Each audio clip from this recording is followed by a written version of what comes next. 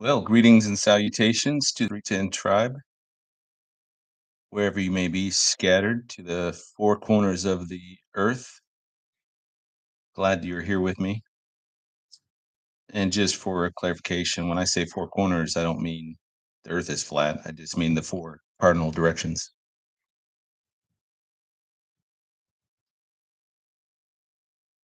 I don't know, this mic is constantly going in and out, it seems.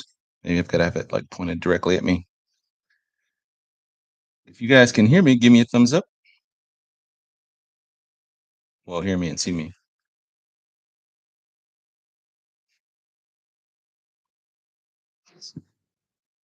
All right. All right. Awesome. Thank you guys. I see everybody here. Hey, Sarah, Hannelore, Diane, and I saw my mom here earlier. She's on here somewhere. Hey, mom. And then there's Brandy is here. Hey, Brandy. Be Rich, Carolyn Bell, Rhonda, Gwen, Jules, Judy, Panache, Fabian. Hopefully I said that right. Panache, Fabian, Sherry, and Essie Bach, got Aldo, Linda, Kay, Susan, Ren, Ida, Roberto, Lisa, Carol. Hey, Carol, how are you? Jackie Christ, Elena Victory, Trout on Steroids, C. Marie, In Hoc Signo Vinces, Lisa. To your point yesterday, Lisa, I don't want an extra dog. I don't need any extra dogs. Thank you. Crystal, LTS, BS Osborne, sorry. Salty Decimator. Hey, guys. Well, thanks for joining in today. I've got a lot of things on my mind, which is either good or bad, could be dangerous. And I just want to first say thank you to Greg Hudson, Pastor Greg Hudson, and the First Southern Baptist Church there in Guthrie, Oklahoma, for their hospitality this weekend. It was amazing. It was an amazing event. It's myself, Mondo Gonzalez, Ellie Marzulli, and Lee Brainerd, and we just had a great time. It was a great atmosphere there. Met a lot of wonderful people, and thankful for Greg and his willingness to host a conference like that. It's pretty remarkable these days. It seems like it used to be commonplace. Now it's like hard pressed to find a church that'll do it anymore. Hey, Jan McGrath, nice to see you.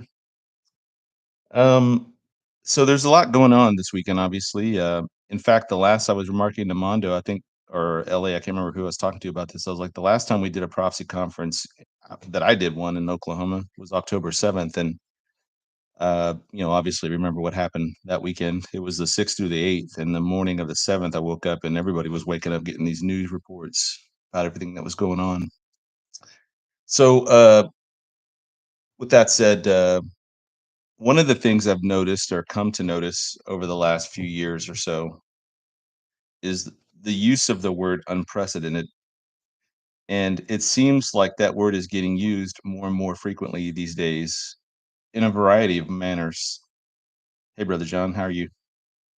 And if you guys, side note, on my website, I posted this last night. There was a timeline of the Messiah that John here and his daughter put together. It is awesome. If you can, there, just you can click on the image, I think, and then you could just save it, and then you could go through it at your own leisure. But it's really good. Thank you, John. But yeah, we're hearing this use of the word unprecedented in not just, I mean, I want to say in kind of so many different ways that even the use of the word is unprecedented.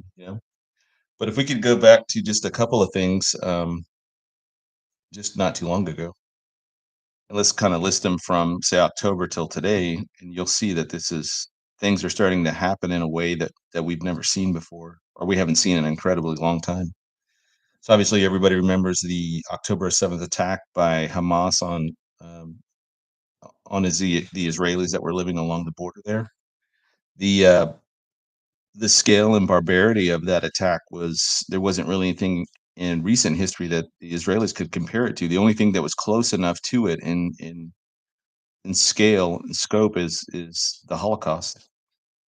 And everything that's followed since then has been kind of stems from that point in time. But man, it's I remember waking up that morning and getting my phone. I start seeing messages and things, and I'm like, well, why is this a big deal? They shoot rockets at each other all the time, and it wasn't until later that I saw what they were doing and how they were coming across, and it was pretty shocking. Excuse me. Every time I get on the camera, my nose starts to itch crazy. Um, right after that, that was October 7th. And then we go just here recently to April 8th. You have a 7-year eclipse. Now, eclipses are not uncommon. They happen quite frequently. I think the fact that this one formed an X over this nation. So when eclipses form an X over a nation, you start if you talk about the total number of eclipses that happen on a daily, weekly, monthly, yearly basis, it's a lot. But when you narrow that down to where an eclipse makes a cross over a particular location, even if it's out in the ocean or some other country, that starts to make it more of a rare event. And then when you put that time frame of 7 years on it, that makes it even a more rare event. And then not that I'm the kind to make much ado about names of cities and so forth, but it's interesting that some of that stuff is come about with Nineveh and Salem and all that. All that to say that happened at this point in time where we also have this devil's comet that is appearing in the sky. On top of that, you have this double brood of cicadas that the last time this happened because of the cycles that they're under was when Thomas Jefferson was president. On top of that, you have these red heifers that are seemingly ready to go and ready to be sacrificed. And I don't know when that'll happen. I tend to think it may happen in private and secret. And that once they do one and have that all complete and done, then they can do a public one. But even if they can't do it publicly, they've already got the one completed. And I think Mondo was the one that kind of informed my opinion on that, and I thought that made a lot of sense. So they're not. I don't. In my mind, they're not going to risk waiting too much longer because then these eventually these red heifers will start to develop color hairs and things like that. On top of that, we have it's been ongoing for a while now, but you have these criminal trials against a former president and then current presidential candidate for the upcoming election.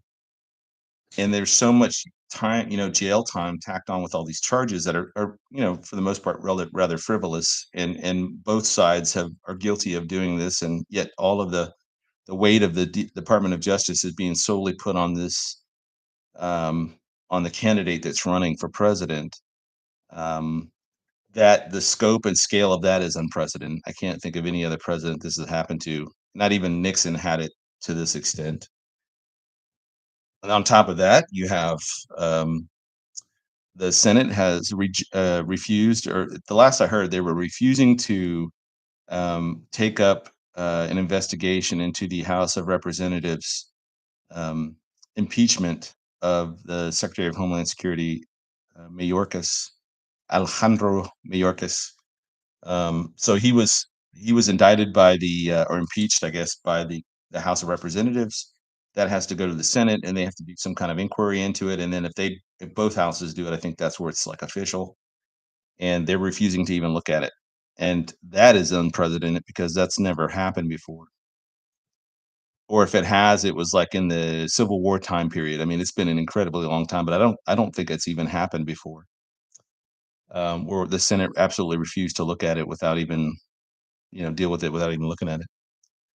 So all of those things are happening here in just the first few months of 2024 or ongoing from previous time. But now we're seeing all these things kind of stacking up on top of each other.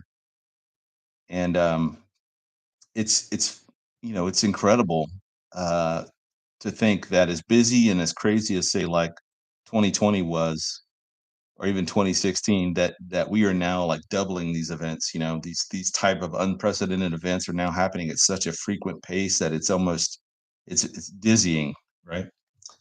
Now, I'm going to keep going with this line of thinking, okay? Because there's some other things that are happening that it's just bizarre. It's so weird. I can't really wrap my mind around it. So, before I do, let me read from Luke chapter 1.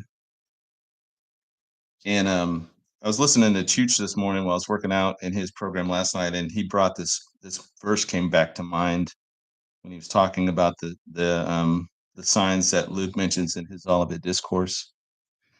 He says, Luke writes, quoting Jesus here, and there will be signs in the sun, in the moon, and in the stars, and on the earth distress of nations with perplexity, the sea and the waves roaring, and men's hearts failing them for fear and the expectation of those things which are coming on the earth, for the powers of heaven will be shaken.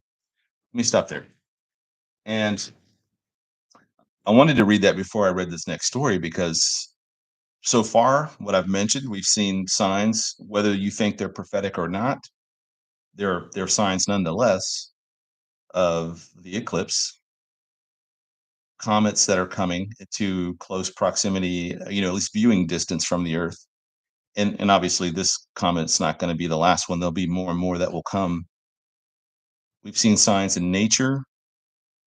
We're seeing things in the political realm, in the geopolitical realm. All of these things that are mentioned that Luke mentioned, at least in the geopolitical sense, the sea and the waves are roaring. I think that's fairly accurate description of where the world is today. There's something in the neighborhood of 29 civil wars going on. There's probably around 60 active conflicts. And I mean, there's all sort of political turmoil that's happening throughout the world. So let me read this next piece to you, and then we're going to take not a metaphorical interpretation of Luke 21, but more of a literal interpretation.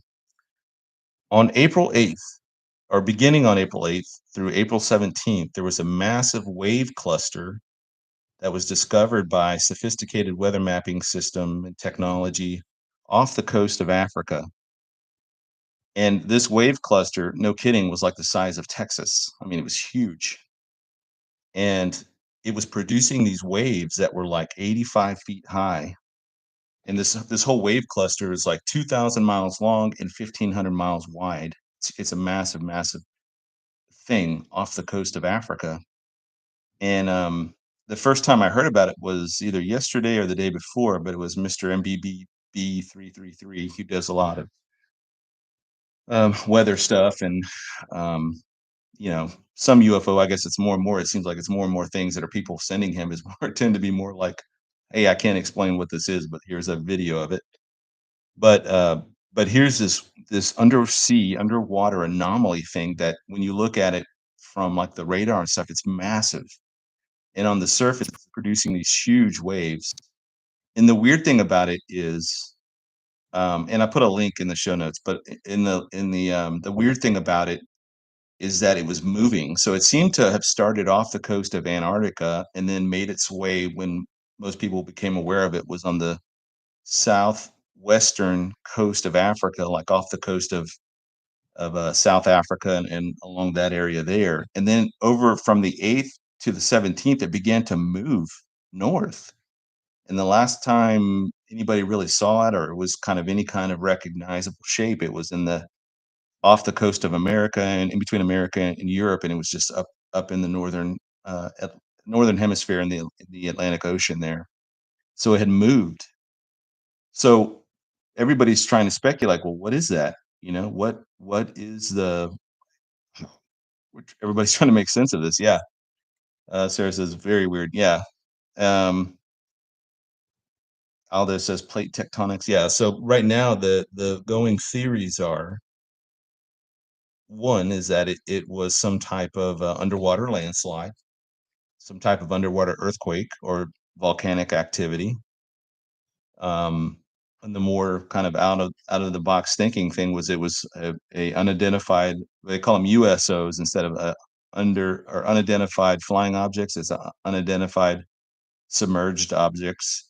So this is something that would appear under the ocean, and they're calling it a mothership. I have no idea.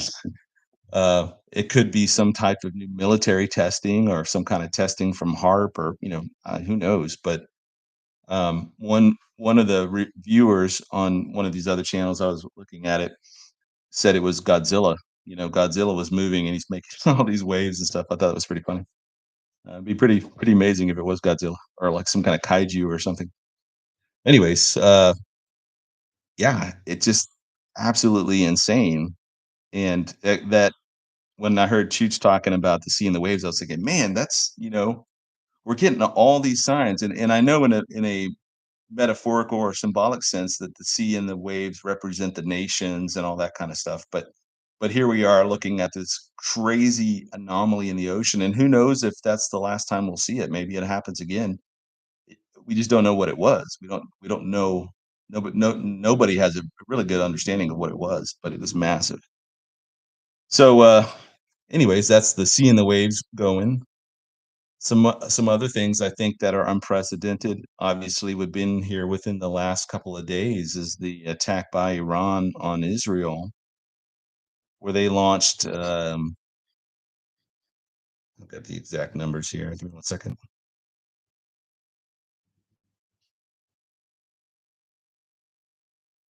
I think it was somewhere in the neighborhood of like 300 and something projectiles that were launched against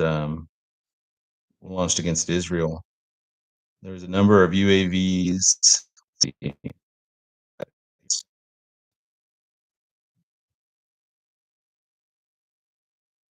103 ballistic missiles, 36 cruise missiles, and 185 attack UAVs. And then, from my understanding, they were launched. Some were launched from Iraq. Some were launched last night. So there's still missiles coming out and being fired at Israel. And then you've got Hezbollah joining in the fray, and then the Houthis, and so on and so forth. So, but what's bizarre about this whole thing is how telegraphed it was.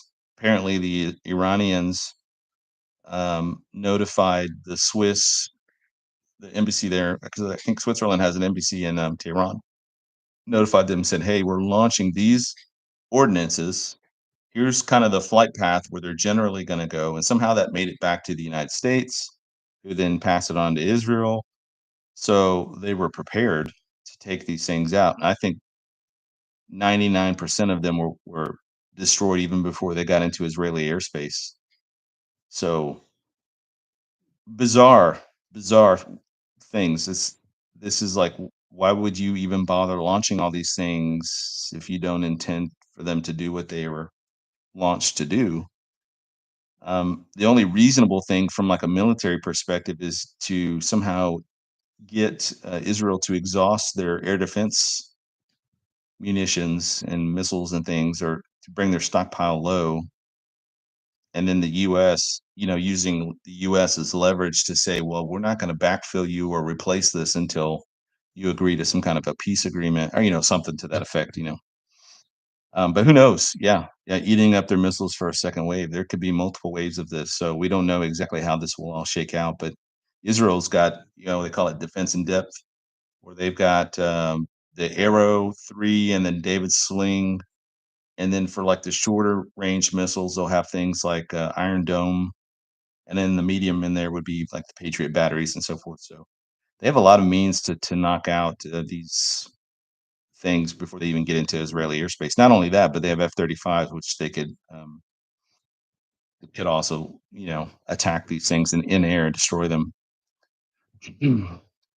But even more bizarre is the fact that Saudi Arabia and Jordan, they didn't necessarily participate in this, but they did open up their airspace and allow Israel to do what they had to do over their airspace. And I think there was probably some intelligence coordination at the higher echelons that also went on with that. So, but strange times, very strange times. Now, I want to talk a little bit about what I think Israel's response is going to be, and then what is the ramifications of that.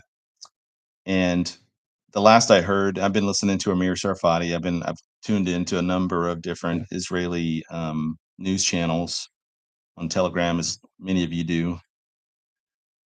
Um,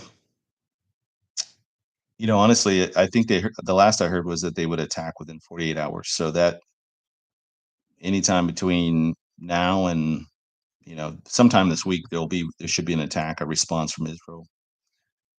And there is, I guess, the word out there, at least what makes sense in a geopolitical sense, is that they would go after their nuclear sites, which they may well do. But I also think they may hit their oil refineries and their oil producing industry. Those factories and refineries out there where Iran produces oil, because um, that's a huge portion of their economy is selling oil. Now, people might ask, well, why would Saudi Arabia, who's Muslim, or why would Jordan help Israel out in this case against Iran? Well, Iran hates, Iran, for those 99% of you will know it, but Iran is Shia. They have a Shiite version of Islam that they follow, and they consider the Sunnis heretics, much in the same way that Roman Catholics would consider Protestant heretics, or vice versa. Um, there is a there is absolutely no love lost between these two going back centuries. In fact, in 2019, Iran, via the Houthis, destroyed a huge portion of of Saudi's oil refinery in a certain section. I don't know if it was Aramco or whoever it was, but and it basically halted their oil production for a while. And it was a massive missile attack from Yemen. Well, there are also active militia groups in Bahrain and other parts of the kingdom, that they call it, the seven nations that border Saudi Arabia, and Kuwait and other places. So Iran has got folks everywhere. So I would not be surprised if this somehow ends up, um, this military threat. I don't think the Iranians have any kind of thought that they can beat Israel, either militarily, one on one, or if you add in the distance between the two locations. I mean, it's considerable distance that Iran has to travel to be able to do any kind of damage, which is why they've invested so heavily in creating proxies everywhere. But Saudi Arabia is right across the Persian Gulf from them. I mean, it's right there. And most of Saudi Arabia's oil refinery and their reserves and all that kind of stuff is on the eastern side of their country, closer to Iran. And if in my mind, what makes sense is they know they can't beat Israel, but what if they turn their sights on Saudi Arabia, because the Saudis are relatively weak in comparison to Iran? Um, it seems like that might be a more logical target for them. Now they would face obviously the wrath of a united coalition, um, of Europe and America and other nations that would come to Saudi Arabia's defense. But in the article I wrote a few weeks ago, World War III, if there is a domino effect of events that start to happen, this chain reaction, then it may be worth it for Iran to do it, because at this point, the Western alliances and the Western forces are going to be so divided, and going to some, they're having to divide all their resources, all their manpower, all their military power is going to be, basically things are happening all over. And now, it's like the worms out of the cans. You're trying to put all the worms back in. They're just going everywhere. And the US is now not is beginning to lose control of the situation. So I think it may start as a world at war, and then that will begin to morph into a World War III, in the sense that nations begin to fall back on their alliances, begin to, um, coalesce around certain targets and certain things, and trying to make, um, stop the basically the collapse of civilization from happening. So some people will say, well, why would Saudi back Israel? Well, I mean, the big reason is obviously the Crown Prince Mohammed bin Salman is a a progressive, not in a liberal leftist kind of way, but like he recognizes that Saudi Arabia has been stuck in the 1920s forever, culturally speaking. Um, and he's sought to modernize Saudi Arabia. So he came into power when I was there back in 2017, and he's still waiting to take the throne, but he is the presumptive one to take the throne, and he is wanting to diversify Saudi Arabia's income because he recognizes that oil may not always be there, or oil may not always be as important with all these alternative energies coming forth, and you know, it, I think he's a forward-thinking guy, right? And for whatever reason, he has um, closer, I would say, closer ties to the West and to Israel in particular than anybody before him. And one of the cases that we can look at that makes a lot of, that will highlight this is that UNRWA, which is the United Nations, and it's WRA. Can't remember what it stands for, but they I think he donated $2 million to their humanitarian fund, which would go directly to the Palestinians. And I think he's doing that in public as a to save face, because I think a lot of people in Saudi Arabia, a lot of Saudis are pro-Palestinian, but he is not. I think a lot of people around him at the top are not as well. I think they know Israel's going to win this thing, and they're hedging their bets. But he donated $2 million to UNRWA. On the same time, he invested 2 billion with a B, $2 billion in a company that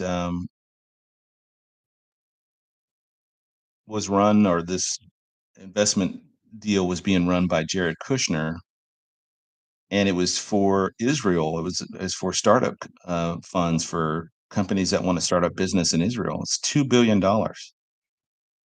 So if you're going to watch what they're doing and ignore what they're saying, then I'm watching where he's putting his money. And so if it had been reversed, if he was putting 2 billion into this cause that was helping the Palestinians, and only 2 million with an M into this investing in Israel, I would say, well, there's probably, he probably doesn't think highly of Israel, doesn't think that he doesn't want to waste his money on a losing cause. But it's not. He's put $2 billion into investing into Israel. And since Saudi Arabia largely, I want to say, controls, or um, for all intents and purposes, control Jordan, because the the Jordan king that came out back in the 1930s came from the Saudis, and the Saudis put them up there as like a puppet state for them. But it seems like you know, Mohammed bin Salman has been able to influence Jordan as well to participate and say, "Hey, look, man, Israel's not going to lose this particular fight, so we need to get on the winning side of this." So I'm not saying that he is 100% pro Israel. I'm just saying that he seems to lean in that direction more than he does the other way. I think he sees the Palestinian thing as a losing fight. Even his popular clerics in Saudi Arabia are coming out and making statements that the Temple Mount is not holy to them. I mean, Mecca and Medina is holy to Islam.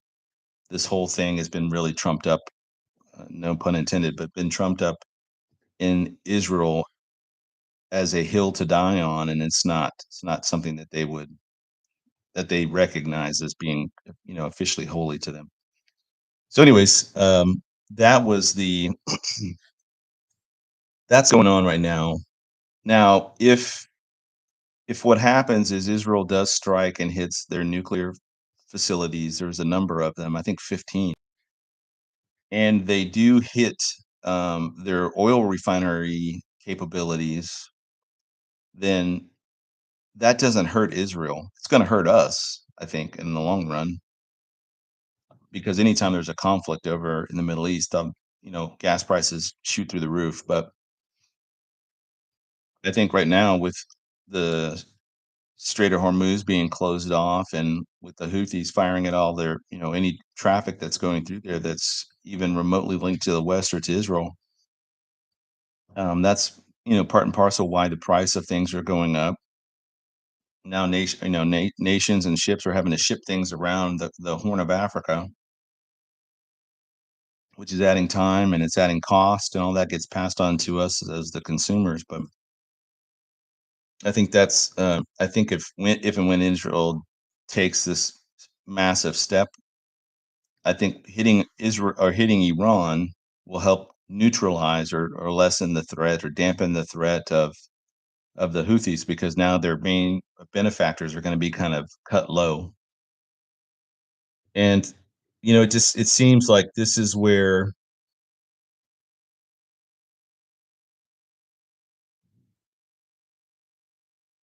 Israel's really going to put the hurt on Iran, and I think that this may eventually tie into Gog Magog and be another straw on the camel's back. This is getting close to the top. This is getting close to the one that breaks the camel's back, but it's adding more to weight to this and may help solidify this coalition that comes against Israel. Because from my understanding, Russia's been heavily invested and involved in developing Iran's nuclear capabilities, giving them the know-how and so forth. So, um, on top of that, obviously Turkey under Erdogan, who recently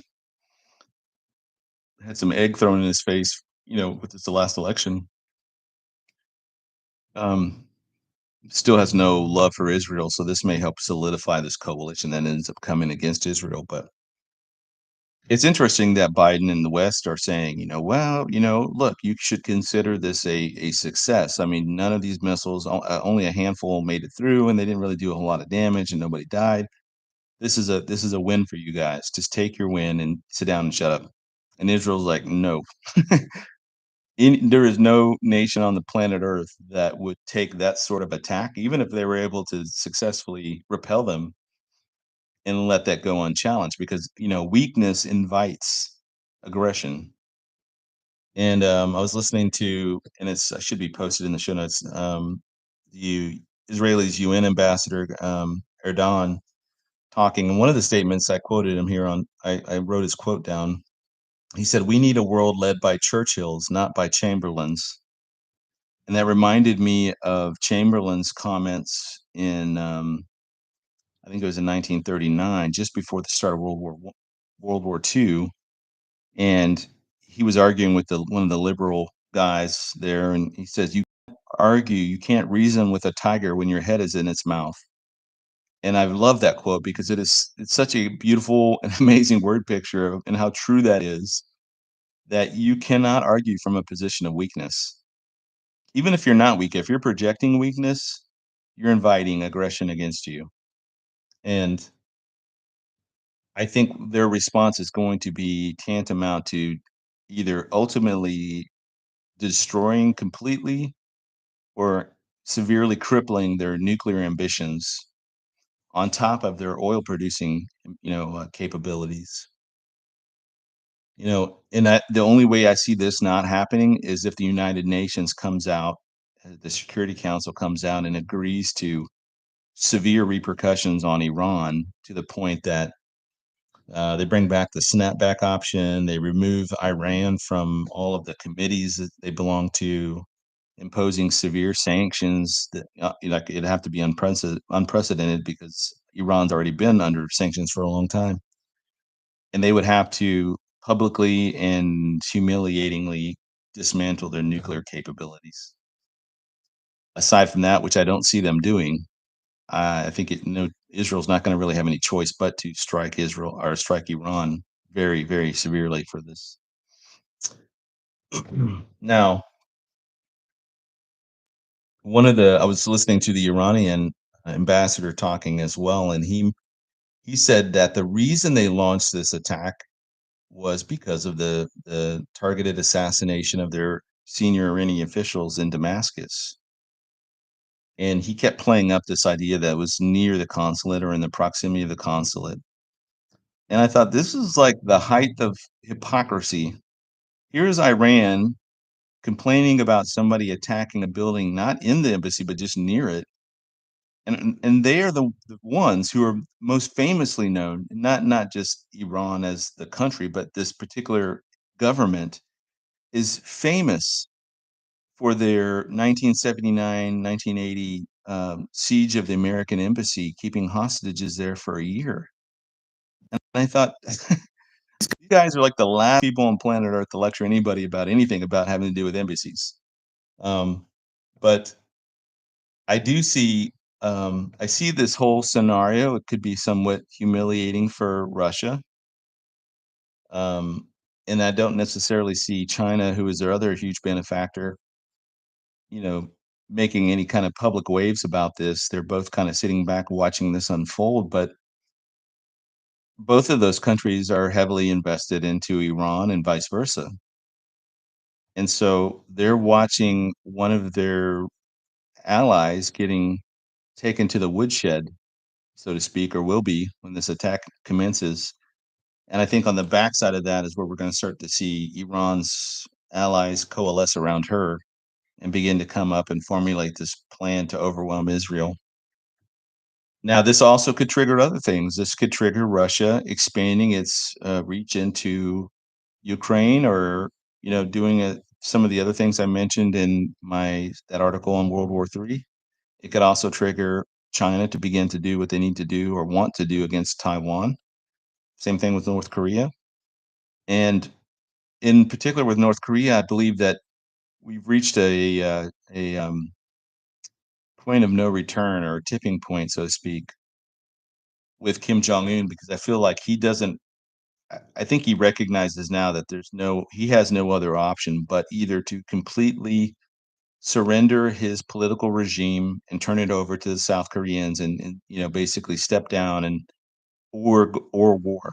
There's there's no other options left to him. There was some hope that Trump could make a breakthrough with him, but I think the second meeting that they had, when Kim came in there saying, "Hey, I need these things lifted, or I'll trade um, more transparency on my nuclear capabilities for food and energy." Um, I I just don't think that nobody is willing to deal with North Korea anymore. They've lost all their credibility. Now, speaking of credibility, when I think about what's going on now against Trump, and whether you like him or hate him, it's really kind of irrelevant at this point. What we're seeing is the weaponization of the Department of Justice against him in a way we've never seen before. And I think most countries around the world recognize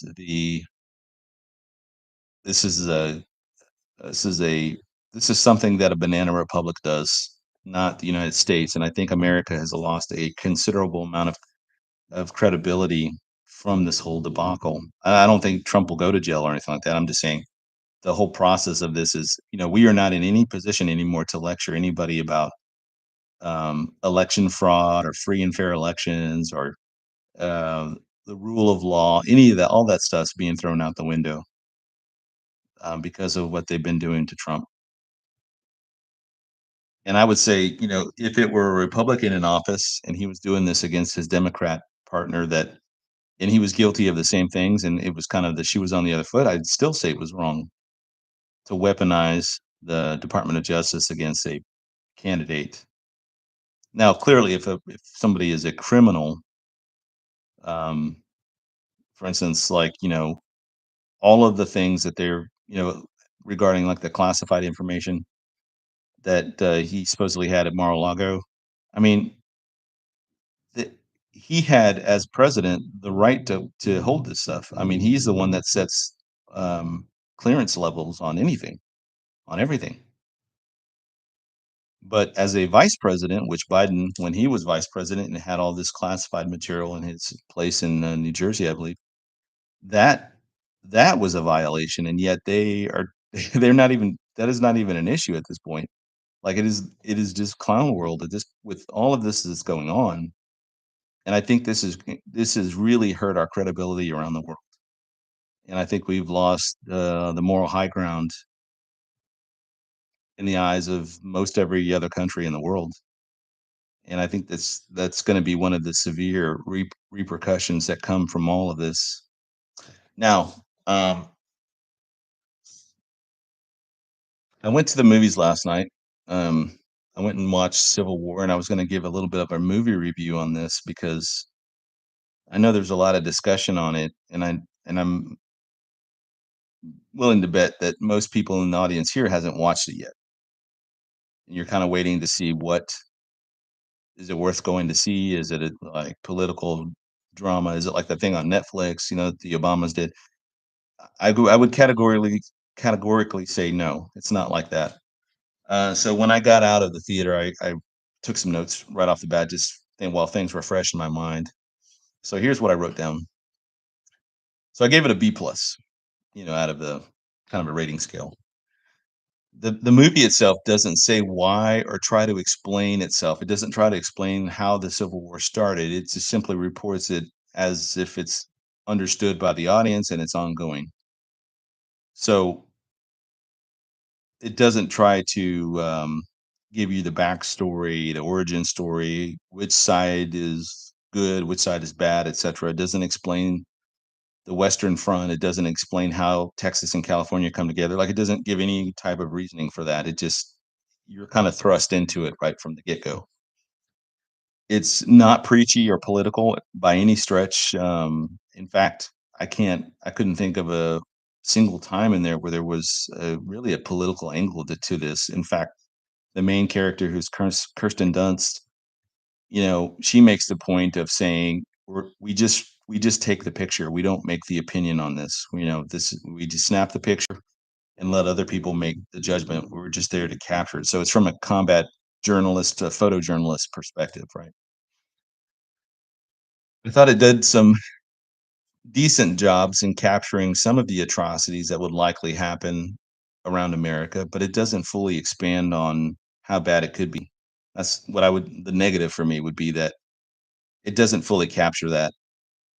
And while there is some scenes in there that are pretty graphic, I don't think that it's kind of like the Left Behind books in a way to me. Like, the Left Behind books um,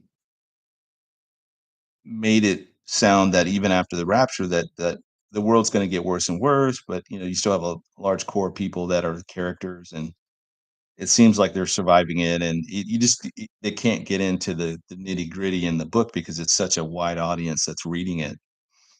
Um, and that may be the case here. If they would have gone further, it may have been given an MA rating instead of an R rating, and it may impact how people see it or watch it in the future. And the budget on this, from my understanding, was not that big, but you can't tell from the movie. I thought they did good with the money they had. So one of the things they did not really capture or talk about was like the use of drones, which I think in any scenario like that would be huge. The use of artificial intelligence or anything having to do with pandemics. In general, once you have the breakdown of civilization and you have people living in huts and tents and living wherever they can live, and uh, basic hygiene stuff goes out the window, those become luxuries. I think you would see a skyrocketing of things that had long been extinct in the United States now begin to come back in a huge way. It doesn't deal with anything really with the crime or the cartels or, like, organized crime, gangs, bikers, that kind of thing. Um, it doesn't deal with the occult at all. So there are a lot of things that I think are missing from the movie that, if we were really going to look at it as a true Civil War scenario, I think you would have to, like, include those things in there as being factors, because they would be huge factors. And I would say in probably normal times, this movie would have gone under the radar and nobody would have really paid attention to it. But because of where we are today with the political climate and with the polarization in society, and the fact that we are now at such a state of, divide in America, that you've got people openly talking about civil war. You've got people wondering if there'll be a next election. If you'll have people talking about all manner of things that really, serious people haven't talked about in decades or even longer. So I think just because of the timing of it, that's why they made the movie and released it when they did. It's not to sway the public opinion one direction or the other. I think it's just they're capitalizing on the climate that's around today. Um, it made me think of Uncle Tom's Cabin, which is a book that came out in 1851, 1852. by Harriet Beecher Stowe, and the book had it was like a runaway success in the early 1850s. And although I would say that this book didn't cause the Civil War that happened then, it definitely inflamed passions and helped with the polarization between the two sides, whether you're an abolitionist in the North or slave owner or pro-slavery in the South. This is one of those books that was incendiary, in the time. And I I don't know that this movie is not like that. This movie is just kind of reporting as if it's already ongoing. It doesn't explain why. Again, it just is like you're there kind of watching it all unfold. So definitely not like the Netflix movie that the Obamas were a part of. It's not focused on individuals talking about issues. It's really more about surviving and then looking at the atrocities of what's going on. So definitely not a bad movie, and definitely not a political movie in any kind of sense of the word. It is, I think, at best, it's like a kind of like a dystopian drama, but the drama is not about politics or culture or anything. It's about just these people doing their job and trying to survive. And that's really kind of the gist of it. The only things I didn't like about it were I think it leaves out a lot that would be present in that situation, in that scenario, that things that they would have to deal with. And then on top of that, some of the music choices in there were a little bit weird. Like you might have this really dramatic scene and then some like kind of like lighter music comes on. It's just like, and I don't know if that's on purpose to kind of make this kind of feeling of disorientation or something, but it works. It's not bad, it's not annoying or anything like that. It's just it was a little bit odd for me. Anyways, so definitely if you get the opportunity, I would go check it out. Let me know what you think. Again, I gave it a B plus. Just curious as to what when Hollywood writes about this stuff. Generally, it's pretty laughable. And even I laughed at the idea of a Western coalition with Texas and California, but the movie doesn't try to justify it or you know give any kind of rhyme or reason. It's just it is what it is in the movie. So, but that's it.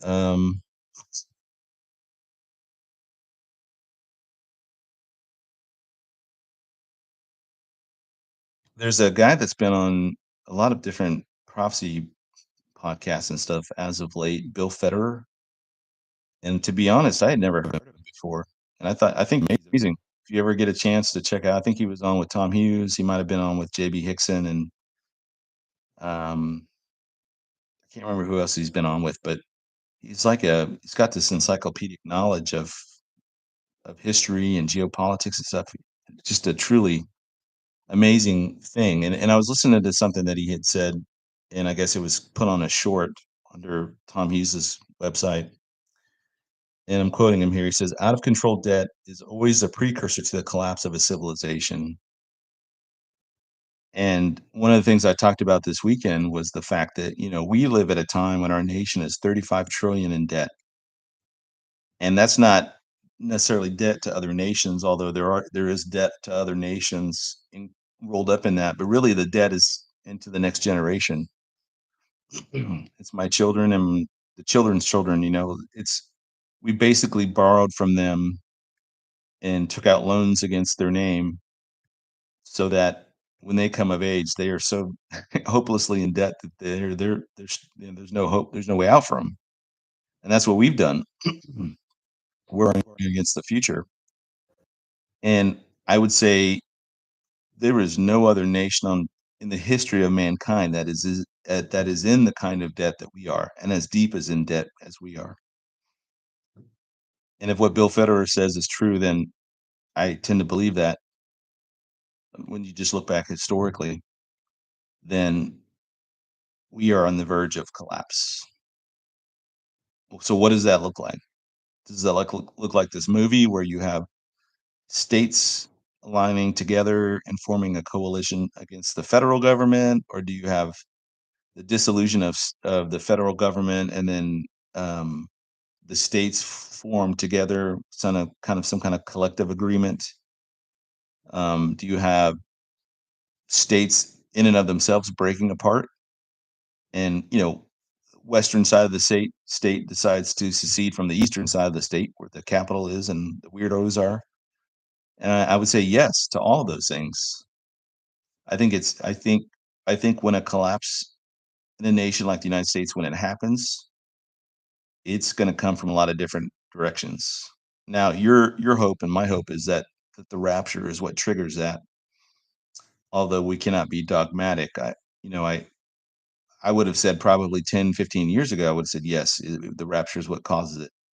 But the further that we've come along, um, and just seeing the direction of the nation and seeing how just unprecedented things have become in every level of the spectrum, it's if the Lord tarries too much longer, I feel like we are gonna be in some stage of collapse. I mean, we're in collapse now, but like we will collapse in a very noticeable way where the rule of law is out the window and people are just really having to fend for themselves at that point. So I don't know. I don't know if this is the end. Kind of feels like it. And I would say that a lot of what we're seeing today, whether it's Maui, Hawaii, Las Vegas 2017, um, the Nord Stream pipeline. I mean, there's probably 100 different things we could look at of things that are happening and have happened that don't make any kind of sense. And there's no explanation. And the explanation we do get doesn't make any sense.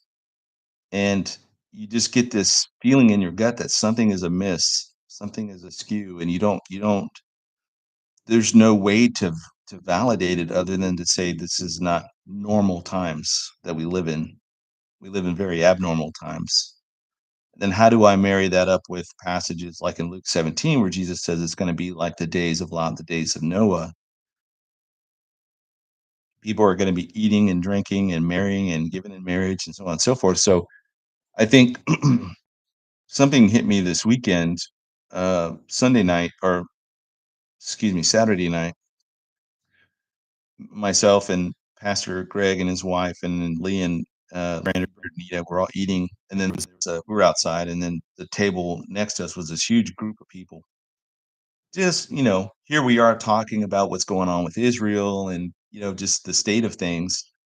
And then the next table over is just people just having the time of their life. They're just, and I'm not saying they're bad or evil people. I'm just saying that they were not tracking any of this stuff.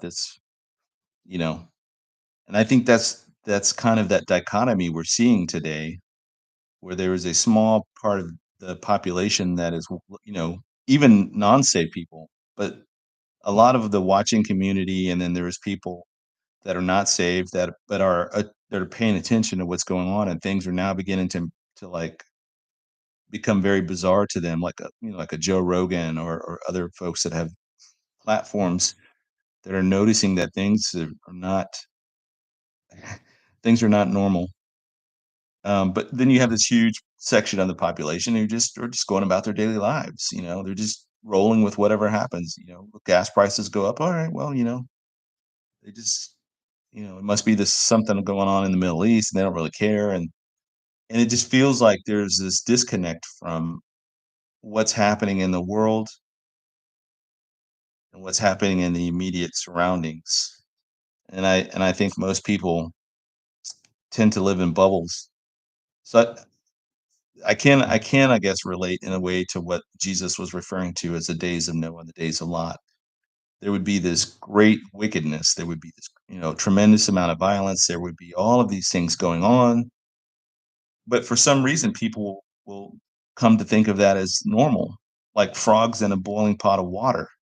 The temperature is beginning to increase, and then, at first it's kind of comfortable. It feels good, but then it starts to get uncomfortable, and they haven't, for them, I think their parts have already been, like, burned and the nerve endings are dead. They don't realize how hot it's getting. And for us, we're jumping out of the pot as fast as we can. And it's weird. It's weird to see this kinda disconnect. And, again, I was thinking this the whole time we're sitting there because I've got 2 of my kids there with me. Then Lee and Greg and I were all talking about Israel. We're talking about the prophetic implications of this, Gog, Magog, etc. And then these people next to us, I mean, literally just right next to us, are just laughing and some light cursing and just drinking and not. I mean, I don't even know what they were talking about, but it wasn't anything serious. And it made me think of that. It made me think of this dichotomy between people that are paying attention and everybody else that's not, and how that's going to catch this world off guard in a very painful and severe way. So, well, that was kind of what I had in mind. Let me go to the questions section here. And I want to thank my moderators ahead of time because I will forget at the end. So thank you guys for taking the questions for me. Okay, David Jack, question: Any news late from CERN? No, other than I know they were doing the test on the 8th. I know that was the last thing I heard, but then again, I think so many things have overshadowed what's going on. So I'm glad you're looking at it because um, a lot of the way the world operates today is by distraction. So you distract over here, and then you do this other thing over there.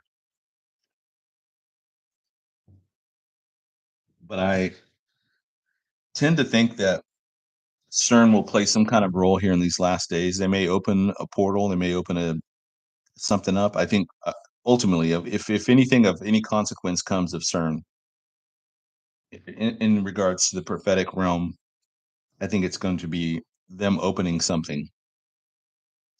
And I don't know if CERN is connected to this thing in the underwater thing in the Atlantic.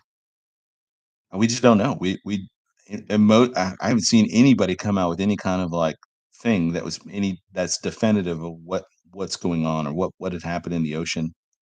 We don't even know if it's the last time. It may happen again. We have no really don't understand what's going on out there. But if I hear anything from CERN, I'll definitely stay tuned and plugged into that. I think other guys too that are really well read on CERN is probably Josh Peck, Mondo Gonzalez, probably Britt Gillette. So just keep your eyes and ears out for things going on there. But I think ultimately the main thing that will come from CERN in a prophetic sense is that they will open some kind of portal. Robin asks, Pete, is someone trying to destroy East Coast New York from underwater? Maybe. We don't know what this thing is in the ocean. We don't know if it's human, if it's a nation doing it, if it's an organization doing it, if it's natural, if it's supernatural or extraterrestrial. We have it was so big and it was in the ocean and like nobody knew what it was. It was just making these massive waves. It could be divine. God could have been stirring something up there. I just in my notes, I just wrote down Leviathan. That's kind of what I used to describe it because we don't know what it is. Aldo ask Rev 310, did you see the prototype laser system used? Iron beam. It's interesting to see as well as the exo-atmospheric Arrow 3 intercepts. Plasma ball it's created reminded me of Starfish Prime. Yep. I think that the laser was British, wasn't it? If I'm not mistaken, it was a British system that was used to do the laser. But I want to say Arrow is laser as well. I know the British had their laser system out there. Um, how does that play into the future? I don't know. And laser technology and directed energy weapons, all that kind of stuff is fascinating to me. I had posited a while back, when the false prophet is able to call down fire on his enemies or whatever, maybe he has, let's just say the mark of the beast does connect him to the system, and then the system is connected to a particular satellite that he is able to control with his thoughts. And so he's there giving a speech. Let's just say he's in Rome giving a speech somewhere, and there was some heckler out in the crowd. He could look at that guy, and through his eye, he's now putting a grid coordinate on this guy's head or body or whatever. and then he triggers this satellite directed energy weapon, and he just, you know, shoots this laser down and puts a hole in this guy or burns him alive or something, and maybe he's able to trick people into thinking that he's doing that by his own power. You know? Interesting. Lynette asked, "What do you think will come of the all the illegal aliens flowing into our country?" Oh man, there's so I think from the left's perspective, they're trying to create this new voting block to help them push them over the edge of any future elections. So, on one sense, there's this political level that the left wants to use them as. I think on another level, and this may be more along the lines within the intelligence world, where they're sneaking people in or allowing people to sneak in to create terror cells or sleeper cells. And then there's probably some knowledge of folks coming in and that have very, what's the word? When something's contagious, people coming in with highly contagious things without getting too specific, but that could be used to create the crisis that they need. So, ultimately, I think, in some sense of the word, there is a cloud and pivot strategy of overwhelming the systems. So when these immigrants show up, illegal immigrants show up in New York City or some other city, they just overwhelm the system. Um, but that does create a huge animosity between the natives that are already there and then these folks that are coming in from parts unknown, don't speak the language, don't assimilate nothing, and then they're now getting handed free stuff. So, okay, Pete, what are your thoughts on Russia's response? I think I spoke a little bit about that. I just it's hard to they're not seeing a whole lot right now with Iran, what Iran's doing, but I feel like there is we know ultimately Russia does play a role in the last days, and ultimately they will end up in this Gog Magog coalition. So I can't help but think that they're successful in their endeavors in Ukraine, and then from Ukraine they move south. I mean, they may push further into Europe or whatever. At least with the Baltic states, cutting them off in Poland at the Salky Gap. Um, they have a number of different options that they could do, and I don't think Russia's been being beaten by Ukraine, even if NATO's backing them. I don't believe that for one second. I think Russia's been kids' gloves with these guys. I think if Russia wanted to, they could steamroll that place. Um, do you think, and ask again, do you think the increase in apocalyptic movie shows are in part of a social experiment? Probably some of them are. I think that Obama one was for sure. I know that they are very much into predictive programming. Even if you go back to the 1999, I think The Matrix and some of these other things, there's probably things all throughout these movies that are predictive programming. Soylent Green. I mean, remember seeing that back in the 70s. Uh, I know for the occult and for the people in that world, symbolism is powerful. There's power in symbolism. There's power um in these designs and these certain phrases and words and numbers and things. And that's why they use them as much as they do, is because there's power in them. And so I don't dismiss all that stuff out of hand. I don't think necessarily that there's one overarching agenda, at least at the human level, because everybody's driven by their own agendas. But there is one from a Luciferian perspective, that desensitizing people and desensitization, and then there's predictive programming, revelation of the method, symbolism, etc. Um, Maybe in some regards part of somebody's agenda. Maybe something like with the intelligence agencies, very much in the line of thinking of like a Manchurian candidate, or um, MK Ultra type of scenario where they're gauging interest or they're gauging knowledge or so on and so forth. But what those things are necessarily, we don't know. Robin, Pete, did you hear about the guy that said the temple is secretly underground? I did not.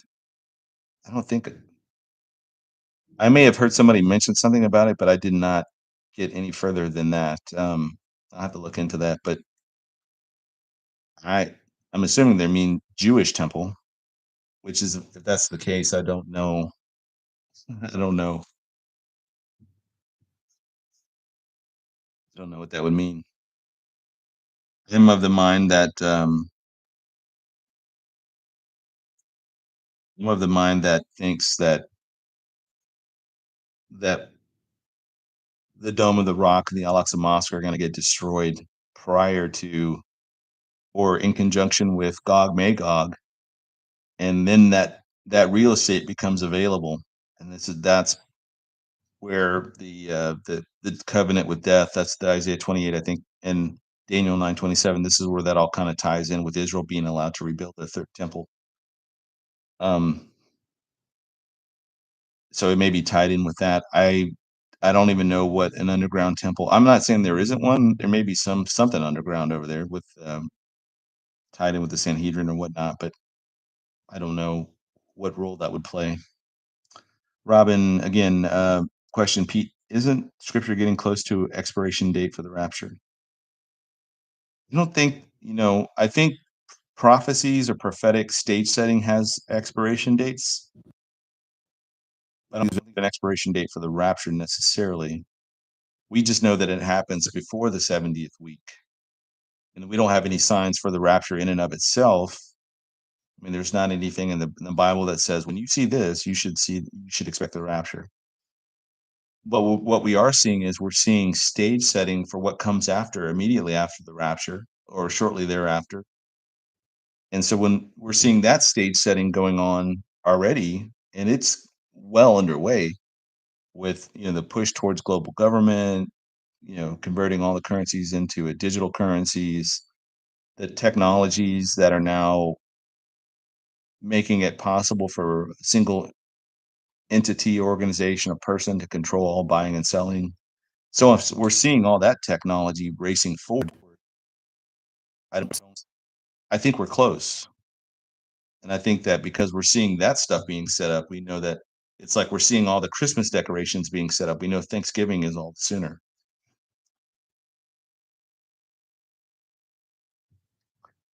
And let's see.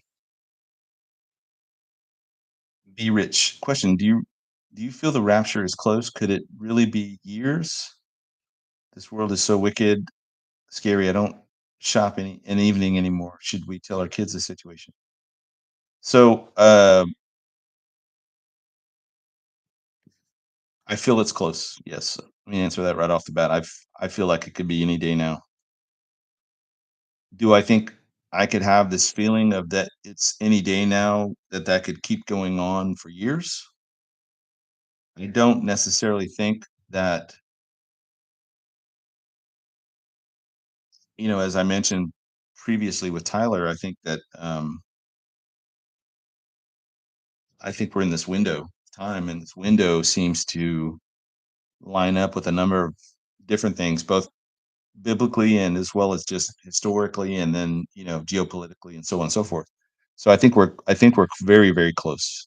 How close exactly? I don't know that we'll know that exactly.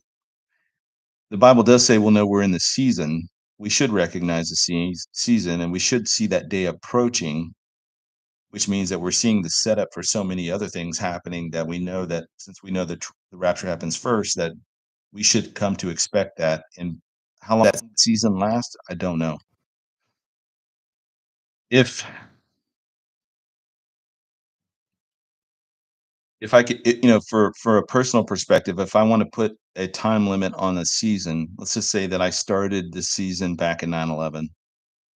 9/11, the world changed forever. And we saw the ramping up of everything happening from September 11th onward. It's been going faster and harder and faster and harder. So for these last 24 years, 23 years, it's been, exponentially growing very, very quickly. The only other time prior to that that we could say the same thing was in the World War I, World War II timeframe, that from say 1913 all the way up to 1945, there's this time period where there's huge change and huge uh, transitions in the world from every other possible spectrum: economic, military, geopolitical, technological, so on and so forth. And we've already been through that time period. And then we went through this extended period of time, what we call the Cold War, where things were ramping up exponentially, but in ways that were pretty much hidden from most people, like with the development of intelligence agencies and all these different technologies that came out that have really um, almost made the world into this new science fiction model. And then we're in this time again now where these things have been ramping up exponentially. How many more time cycles do we have of this? I honestly, when we talk about expiration dates, I think there are things that we have to look at that don't have these indefinite shelf lives. Things like populations inside of a nation, debt, national debt. There are certain things that just cannot continue on and on and on because they can't. When a nation falls below a particular birth rate number, which I think is 2.1, the ratio for births to deaths, when it drops below a certain percentage, no nation has ever recovered from those. And I will give credit where credit is due. The Catholic Church has done the yeoman's work on studying populations. And really, these numbers come from that. So when a nation drops below 2.1, and then when it gets down to like 1.7 and below that, it's irrecoverable. There's nothing that they can do to replace those populations. They'll have a complete change of peoples that live in that area. So the United States has been hovering around that number of 2.1 for the longest time, and it's only been aided, and the only reason it hasn't dropped below that is, at least this was like the 2015 timeframe is the last time I really looked at this, has been with illegal immigration, people coming from other countries. That's the only reason that numbers haven't dropped as low as they have. But China and Russia both are facing these terrifying numbers when it comes to the gentrification of their population, as well as just the population drops well below these these replacement rates that they can replace their population. So China has, I think, until like 2050, when a bulk of their population is going to be over the age of say 60, and there's not anything they can do to replace that. And then on the same token, you have a nation like Russia who they'll never recover in terms of their population. They're done. So I think for Putin, this is kind of like do or die for him. This is why he's in the situations that he's in now. I think he's looking at the immediate future of Russia and sees it as an existential threat to their survival. And if he doesn't make these bold moves now, they're never gonna recover. And then if you look at the debt for the United States, again, as I said earlier, we're at 35 trillion.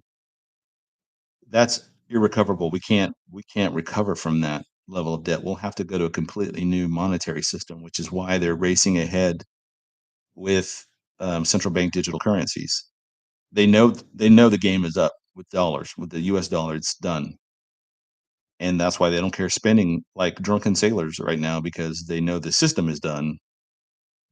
It's like, writing checks, writing as many checks as you can before the banks can cash them or before the stores can find out, that you don't have any money in the bank. You're just writing and writing and writing and writing and writing, getting stuff, and pretty soon it will catch up to them and catch up to us, and the whole thing is going to come collapsing down. So there are things that don't have shelf lives that will not continue on forever and ever. Um, and now I'm giving you the kind of the longest windows of time, say with China and Russia, but they could happen collapse long before that very easily. I mean, there's so many different factors that could come into play, but Um, just like the world was back in World War One, we're at this time of incredible political turmoil. We're in this time where there's a huge number of political ideologies being floated around everywhere. There is military alliances like crazy, economic alliances, um, rapid developments in technology are changing the face of warfare, and they're making some things that have kept the peace for the longest time. They're making them irrelevant. I think Britt Gillette's done a good job of talking about um, this like a swarm and hive mind technology of using drones, like huge swarms of drones to attack, you know, expensive weapon systems like F-35s and battleships and things like that. There's there are things now that are making even launching a nuclear weapon irrelevant, because if I have an AI system now that can infect your system and can shut down your system and make your all of your systems not do anything that they're programmed to do. They could either detonate in the silos that they're at, or they can not function at all because now they've got all this viruses and things in there or whatever, and these AI systems could take over. And I think we are recognizing the severity of all of these things that had kept the peace. Like nuclear weapons worked as a good deterrent for the last 70 something years, which is what led to a lot of the other types of conflicts that we've seen. We've seen proxy wars, we've seen guerrilla warfare, we've seen gray war. A, basically, we've figured out how to fight wars and keep it just below the threshold of a declared war without, risking triggering somebody pushing a nuclear button. We've managed to keep it below that level, but now that's all done now because these other technologies are making that irrelevant. So it's no longer a deterrent anymore. So I think we're at a whole bunch of different crossing points or red lines that once we've stepped over these lines, we can't go back or undo it. Um, if you hear snoring in the background, that's my dog. I don't know if you can see her. She's just snoring away without a care in the world. Okay. Let's see. Where's the question is? Saline 786 question: do you think these fallen angels locked up in the earth are trying to escape, causing increasing volcanoes, floods, etc.? I don't think they're causing them. I think that the curse of sin, when it talks about in Romans 8 that the earth creation itself is groaning, I think that this is part of these birth pangs that are the natural consequence of the curse of sin on the earth, that things are beginning to, I think the earth knows things are beginning to change, or it's getting ready to change, and it's causing the earth to give off all these birth ping signs like, earthquakes and volcanoes and storms and so on and so forth. Okay, let me see. I lost my question page. Okay. Question from Nancy. Some pastors are saying we are close to Ezekiel 38. Some are saying no because Israel has to be in a state of peace. What are your thoughts? I don't think we're close to Ezekiel 38. I think we're seeing Ezekiel 38 beginning to form, and they have been in this process since 9/11, where we've seen the radicalization of Turkey. We've seen Putin really cement his power in Russia, and how we've in the West have pushed Putin into a corner now that he's in the same corner with Iran and with China and these other actors that basically we've made this whole evil access coalition over here because we put them all in this corner through economic sanctions, embargoes, and so forth. So I think we're in way late into the stage setting process for Gog Magog, but I don't think we're at that point right now. I think what we'll see out of all of this with the response to Iran, I think with the response to Hamas and Hezbollah, is that Israel will finish off what they started with Hamas. Hamas is done. They're as done as the dodo bird. I mean, they're going extinct here shortly. What happens in Gaza after that, I don't know.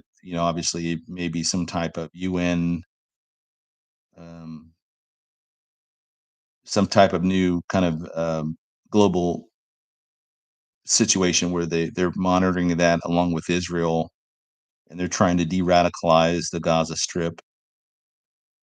But I think Hamas is done, and I think they can't leave Hezbollah, the threat with Hezbollah, unanswered. So I think in conjunction with this attack that's coming on Iran, so in Iran, I think they're going to focus on their nuclear capabilities as well as their oil refinement processes and factories. Those two things will put the hurting on Iran in a very significant way. On top of that, I think they were also going to deal heavily with Hezbollah, and this is where we might see the Isaiah 17 scenario play out, because I'm of the belief that Bashar Assad, because he's a Ba'athist, Saddam Hussein was a Ba'athist. When in the 90s, at some point, Saddam Hussein began to transfer all of his weapons of mass destruction to Bashar Assad. He stored them underneath the city of Damascus in a way that when that city gets hit just the right way, it's going to turn it into a Chernobyl. Like nobody's going to live there. Nobody can live there because of how toxic it's going to become. And so I think we're kind of on the precipice of those things first. But ultimately, all these things will drive um, the Gog Magog coalition together. Now, because we don't see the United States in the rapture, and we don't see um, Europe, backing Israel. We don't see Saudi Arabia backing Israel. They're issuing political protests saying, "Why are you doing this?" Or but it doesn't seem to assuage this massive coalition that's coming against Israel. So I think that because of what's happening now, it's we're way late into the state setting process with Gog Magog. I think because Israel may hit way hard on this, to include the absolute and complete destruction of Damascus, there may be what comes is this kind of collective national guilt that comes out of really using too much power. And I can use an example of, say, like the nature of Germany after World War II. They became completely conciliatory and bend it over backwards in kind of every way, shape, because they know they knew they messed up big. I mean, they when you talk about historical blunders, this is one of the biggest ones where so many people died because of their thing. There's a collective sense of guilt, and Israel may hit so hard at this point that there is some sense of national guilt over this. They're doing what they think is necessary now, and I don't disagree with what they're doing. I'm just saying that it may get out of hand, and it may trigger things that we see in Scripture. But at the end of it, now Israel is pretty much neutralize all the threats around them, and they say, okay, hey, we agree, we'll work with the international community and de-escalate things. They've taken out Hezbollah, they've taken out Damascus, they've taken out Hamas, they've taken out Iran's capabilities to do anything for a long time. And now Israel gets a new government in because they've thrown out Netanyahu. And this guy may be a liberal, maybe progressive. He may now say, okay, we are willing to work with the international community. I can totally see that happening. Kimberly, question, Pete, who do you think will be the three kings put down by the Antichrist?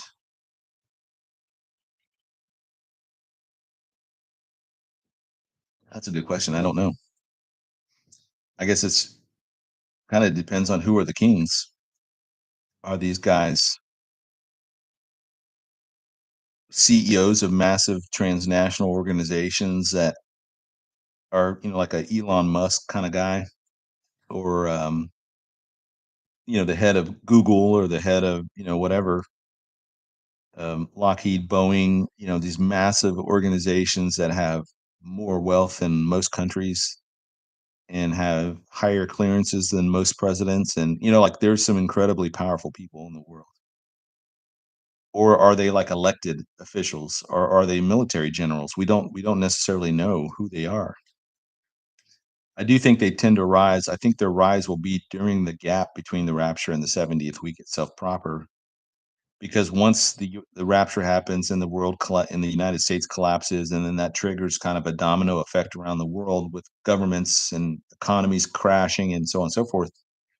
I think there will be those who are anticipating this and will begin to maneuver into position positions of influence and power, who then begin to work with rebuilding said government. And it won't be like in the United States. It's not going to be the United States anymore.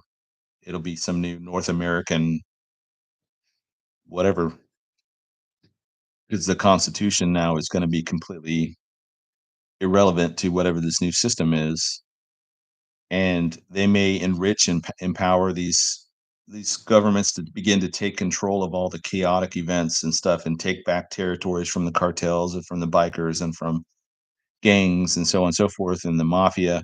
And now these governments are cementing their control over these places, and it starts out as pockets, and then these pockets start getting connected, and now next thing you know, they're territories. And so if the Americas make up, say, 3 of the kings, and you have a king for North America, you have a king for Central America, and then a king for South America. And we don't have kings, right? We don't have kingdoms now necessarily. You have the kingdom of Saudi Arabia. You have countries that still consider themselves a kingdom, but most places are states or nations, so they're not kings in that sense of the word. They may be czars. They may be some type of the head leader of a particular region. John is identifying them as kings without kingdoms. Um, so it's kind of a weird scenario there, but they're basically the chiefs of whatever. I mean, they're in charge of that particular location, and then the Antichrist is able to subdue 3. So he comes in as the 11th, he subdues 3. Now he becomes the 8th, and then he ends up taking over the whole thing. So how does that necessarily play out? I don't know. We don't know how the 10 kings, what they're in charge of or where they're in charge of, and we just know that they're in positions of power at this point, and then he's able to finagle his way in and then basically take over the whole thing, because he's got the whole backing of Satan and the demonic realm. He's going to be able to do this fairly easily. Good question. What do you Danette asked, what do you think about the asteroid? I don't know if you mean Apophis, or that's the one that's supposed to hit in 2029 or whatever. Honestly, I don't know. I know that in the trumpet judgments, there's things that are going to start hitting the earth, and is maybe even as late or as early as a sixth seal judgment, where there's signs in the heavens and there's all kind of crazy stuff happening. Um, I think it's going to hit the earth, and I know asteroids have hit the earth before, and you've got examples of places in the world where these massive, like, this would have been like uh, earth extinction level events, kind of, if the asteroid or whatever it was that hit the Yucatan however long ago, I mean, that would have blanketed the earth with smoke and dust for forever. So that may have been part of, say, the judgment in the antediluvian world, and then through that, it's covered up with water, and then it's raining for 40 days, 40 nights, so on and so forth. So I think there's a lot of things that may have happened right at the end of the antediluvian age, that then the flood, because of the way that the judgment with the watery judgment became, not only are continents and places breaking apart and kind of shifting around and doing all this stuff at the terrestrial level, any of the judgments that would have fell beforehand now are just simply covered up in the mud and in the water and in the it's part of the washing away of the old pre-flood world. So there was another asteroid that hit, I think in Russia, if I'm not mistaken.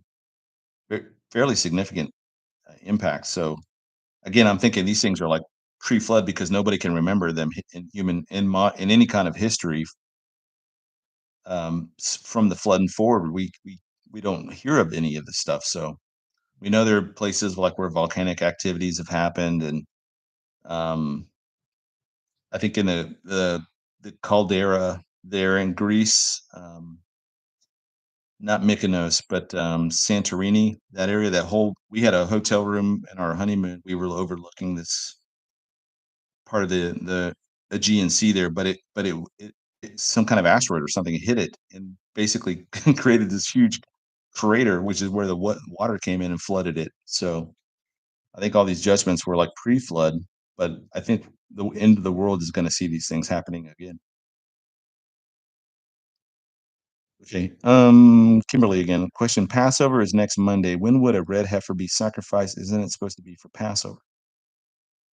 Honestly, I think Mondo's onto something that they're going to sacrifice this red heifer in secret first, and they're going to get this one done, and then they may have already done it. So whether or not they can do it publicly, it's almost going to be irrelevant because they're not going to let one of these red heifers. I think there's four still that are viable. They're not going to let these things go too much further without having secured the ashes. And this whole process of killing the cow and then burning it in the ashes, this is a multi-day event. This is going to take a while. So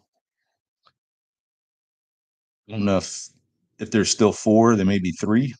You know, they could just say, well, one of them is disqualified, and then that's the one that's still qualified, but they sacrifice it in private, and then they secure the ashes for it. I I I kind of just think that one of these red heifers is going to be the one that's sacrificed. I don't know which one, but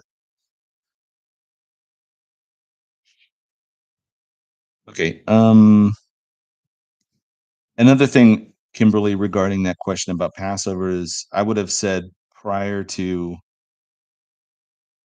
this Iranian attack, it seemed like there wasn't any appetite in the government to do this. But since this attack is, unprecedented in the sense that Iran's never done this before, um, we never know. They may have a change of mind at this point. Lydia, question: should we see more setup of the 10 kings before the rapture? I think so. Yeah, I think in fact that what we're seeing now and what we've been seeing over the last 120 years is the consolidation of different types of sectors of society, and for example, when the Federal Reserve Act was passed in 19, I think it was 1911 or 1913. When it was passed, you let's just say at the time you had 10,000 privately owned banks in America. You know, every state had their own banks, every city, and these most of these banks were not owned; they were just privately owned, and as economic crises begin to happen, depressions and whatnot, these banks can't weather the storms. They get bought out by larger banks. Those banks get bought out by larger banks. And next thing you know, you've got like six banks that control most of the banking in the United States. And so I think we're seeing that across all of the different spectrums within the world, whether it's the media, whether it's the military industrial complex. You see this a lot in the military industrial complex where Raytheon buys out this particular company that makes this type of technology and then just incorporates that into their own systems. So these smaller companies will sell their company. Let's say they started it and it cost them 200 million to start it up. And they got a loan, so they secured the loans, they got the working prototypes and all this stuff. And then once it proves successful, then then Raytheon or some larger company comes in and buys them, and now they just become a subsidiary of Raytheon. But I think we see the potential for these type of people um, to very easily step into that role. And I think honestly, I mean, I know a lot of people like Elon Musk, and he does have some conservative leanings on things and some things we would have probably agree with, but I can't think of another guy that is tied in with so many things as he is.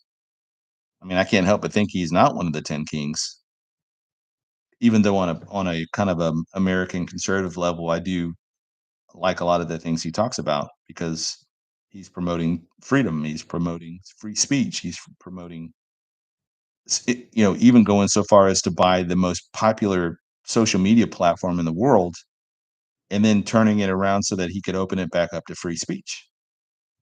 I mean, who doesn't like that? Who's not for that?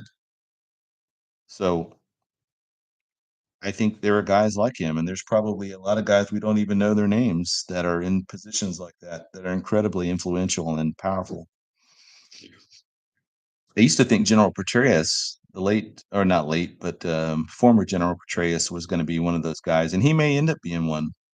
He's just very well respected in so many different areas, even though he's an adulterer and he cheated on his wife and so on and so forth. I think most people will completely or have already looked past that, and they just when he says things, people listen. You know. AEC question. Hi, Pete. Do you equate the sudden destruction in First Thessalonians with the rapture? Yeah, I guess in a way. I mean, I think the sudden destruction will come because of the rapture, and I know a lot of people don't see that. I think even in this audience, we may have like, and I always just use the number 10% as just an easy number to work with. But in truth, I mean, the number of people that are gone or removed at the rapture may be considerably higher when we factor in children and people with Down syndrome and all the other categories where people are not able to make decisions. I think that number could be incredibly high.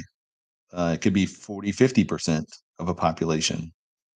Children under a particular age, under the age of accountability, be just instantaneously removed. And then that brings in the question, okay, well, what about children that are born right after the rapture?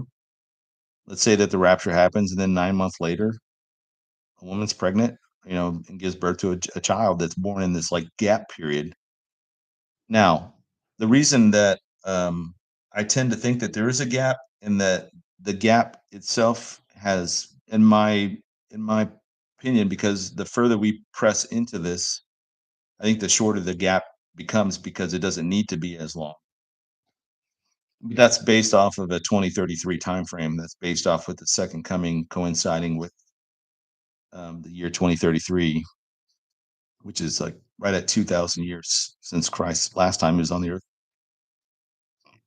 Um, I think even if a child is born in the gap period or born right at the beginning of the tribulation, even if they were to live all 7 years and die at the very end of it, they're only going to die at the age of 7, which is still well under the age of accountability. So they will still be grafted into um, God's mercy because they are at this age where they don't understand what's going on. This is like the only world they've ever known. So, okay. Jim Larkin, Pete, let me finish my thoughts with this. So let's just say it's 10%. 10% on the low end, and that's by today's standards, 340 million Americans. We're looking at like 34 million Americans are instantaneously removed from the system. That's 34 million. Let's just say that out of that, let's say it's 20 million are adults, and the other, you know, 14 million are children. Now, that's 14 or 20 million adults not showing up to work, not buying anything, not paying anything, not paying their bills, not, nothing. They're just leaving what they have abandoned, essentially. Now, I think the United States, or like the economy that we live in, can handle a certain degree of trauma, so to speak. So, for instance, I don't know what the average death rate is on a given day, but let's just say that out of 340 million Americans on the average day, there is X number of people that die every day. But then you have things like 9/11 where you have 3,000 die at once, at a very short period of time, or in a war where the death tolls are coming in and they're like 4 or 500 a day, like it was in the Vietnam War, um, and even higher during parts of World War II. Now, certainly that economy can recover, but when you instantaneously remove 34 million people all at once from a system, and these people do all manner of jobs from picking up garbage and, the garbage collectors, or I guess they call it waste management now, where you have police officers, you have doctors, you have people in every echelon of society are now not participating. I think that invites a lot of lawlessness, and then that lawlessness will then trigger a complaints from people who will call into the police, they'll call into ambulances, they'll call into fire departments that will quickly become overwhelmed. And next thing you know, it's just going to get out of hand very quickly. And I think things will spiral from there. So I don't see us coming out of this intact after the rapture. So, and again, 10% is on the low end. It could be much higher. And I just think that even though we look at the rapture as a positive event, I think for the world it's going to be catastrophic. And this is part and parcel of the judgment that comes out of it. Now, I do believe there's a tremendous soul harvest that comes out on the backside of the rapture because people are going to know, at least right off the bat, they're going to know what happened. This is that rapture thing those crazy guys were talking about on YouTube or on, my friend was talking about this, and so I think that right at the beginning of it, and because of it, there is going to be a widespread acknowledgement that this was the rapture, and now people are going to start getting serious about their faith. And now, a place like America, where most of churchianity is, very surface level Christian, now is going to be immediately plunged into this time of the supernatural, and the world is going to be completely turned on its head. And so, if you can imagine what the world was like, and what America was like immediately after 9/11, there was a huge, and those next few weeks and months, man, churches were packed. Now multiply that times, 100, and then you might get a small inkling of that. But this time, churches are going to be, I think you'll have a great number of churches right off the bat that will recognize what it was and admit that they were wrong and admit that they were not doing what God had called them. And there is going to be a great deal of outpouring at this point. But just like everything else that we see, time is um, a healer of things, right? It's a healer of the conscious, conscious. The longer that time goes on, people are quickly going to revert back to their old ways, and then they're going to become dismissive of the rapture. And then because the media now will have started this kind of nonstop cycle of parroting the same message. And then on top of that, you probably have UFOs showing up in the skies. You have all sorts of crazy things happening. And it's just going to feed into this lie that people begin to embrace. And I think that's where the most of the world is going to move in that direction. But I think immediately after the rapture, I think there's going to be a widespread recognition that this was the rapture, and there's going to be a huge number of people that turn at that point. And you can't, beyond that, you're not going to be able to convince them otherwise, and that's why they end up becoming martyred by the fifth seal judgment. There's a martyr; they're getting killed by everybody else. So, um, Jim Larkin, question. Pete, what are your thoughts on Israel's response to Iran, possibly taking out their nuclear side? Seems the Arab world and others would breathe a sigh of relief. Yeah, I think if nothing else, their nuclear sites are going to be taken out of commission. But I also see them hitting their oil sites as well, and taking their economy and punching their economy even further into the dust. But yeah, I definitely think that Iran is never going to get the nuke, and this they've never had an opportunity like this before to do this, and they know they have a small window of time. I mean, even looking back at on October 7th, where as horrific and as how barbaric, and just, I mean, just how terrible that whole thing was. And they have video proof. They have all kinds of evidence. I mean, all day long, every day. And the fact that Hamas still has these hostages and is refusing to release them in any kind of deal. And look how fast the world's turned against Israel in that scenario. So I think Israel recognized that it has a very small window of time to do this. So I think this attack will happen probably this week, and it will hit these. They've got all these sites mapped out already. They know where they need to go. They don't need the United States to do it.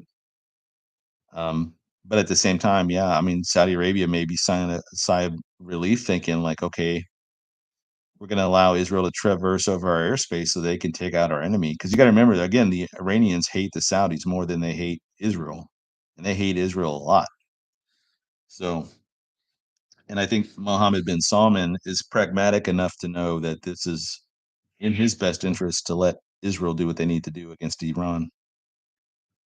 Elizabeth Brown, question: don't you think pastors should be talking about what is going on with Israel? Yep, yep, absolutely.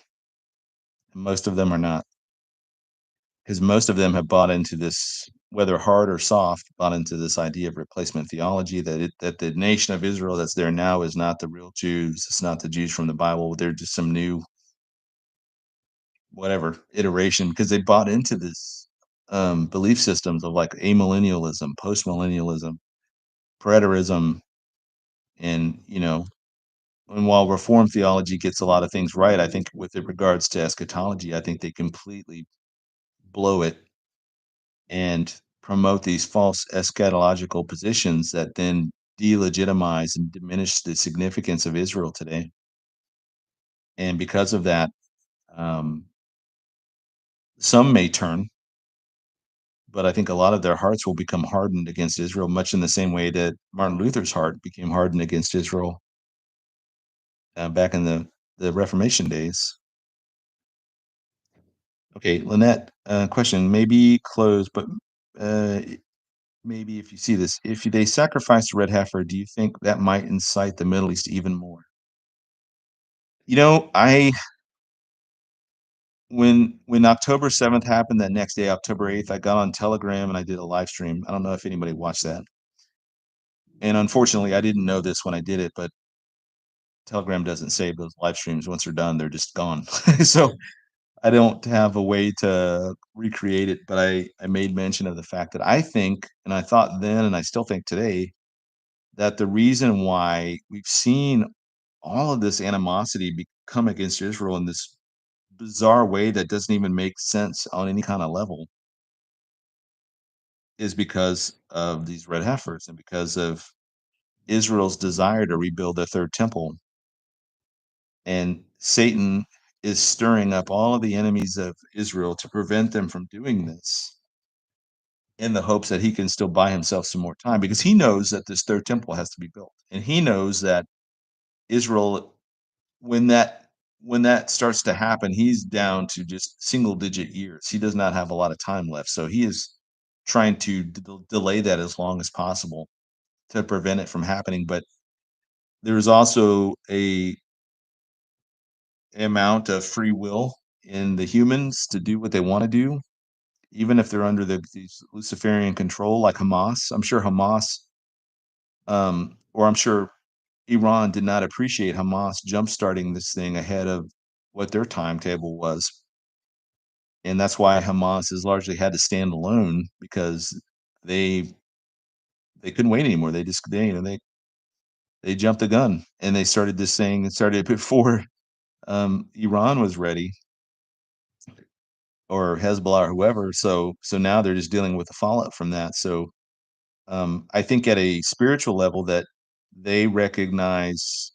Well, I don't think they recognize. I think they are being incited to attack Israel to prevent them losing the Temple Mount, and that incitement is coming from the spiritual domain, because Satan is able to ramp up and ramp down these false religions, because any religion that's not based on the Bible, based on a true biblical understanding of salvation and Jesus, and all the things that we would consider orthodoxy, Satan is able to use these other groups and use them in whatever way he wants to, because regardless of what they say, they all end up worshiping the same person, which is Satan.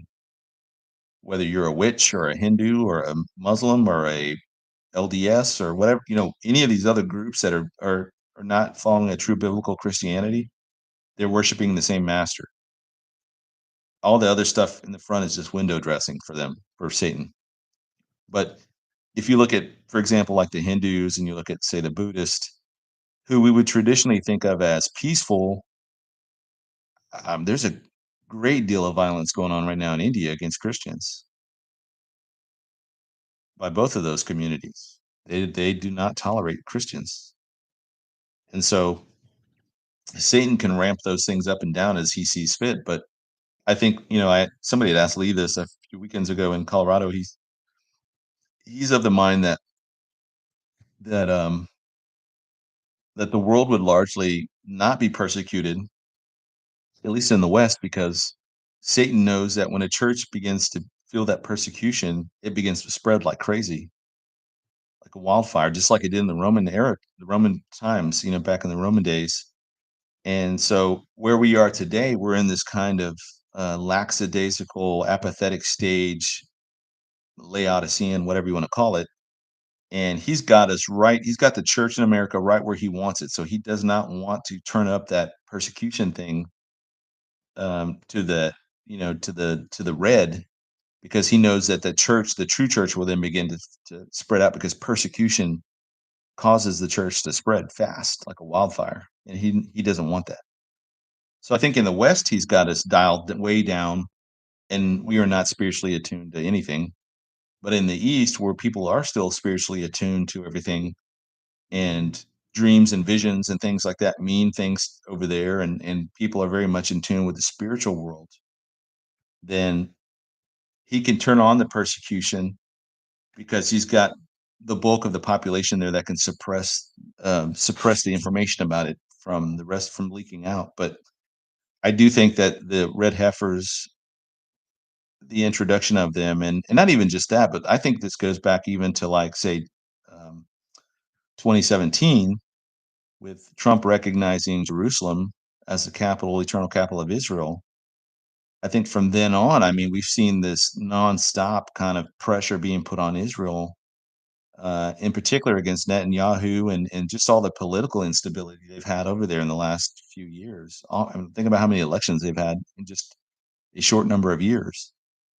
And it's designed to keep Israel, fragmented and fighting, and not able to get it together, so they can keep delaying this. But during this whole process, there's still this messianic movement in Israel who are recreating the Sanhedrin. They are getting the Cohen priests, these guys that their DNA proves are Levite, from the tribe of Levi, training them up, getting all the temple materials ready and prepped, getting even the materials for the building itself prepped and ready. And then out of the blue, these red heifers come into the picture, and now Satan is like, "Oh crap!" Like they're pressing on and with this. So he's trying to do this delaying tactic so that he can give himself some more time to get other things ready, but it's still pressing ahead, and there's no stopping it. So now he's having to turn and trying to destroy Israel again. So that's my thoughts with that. But I do think that it all began to ramp up from Trump's recognition of Israel. Let's see here. I think that's all the questions, guys. Trying to find something else.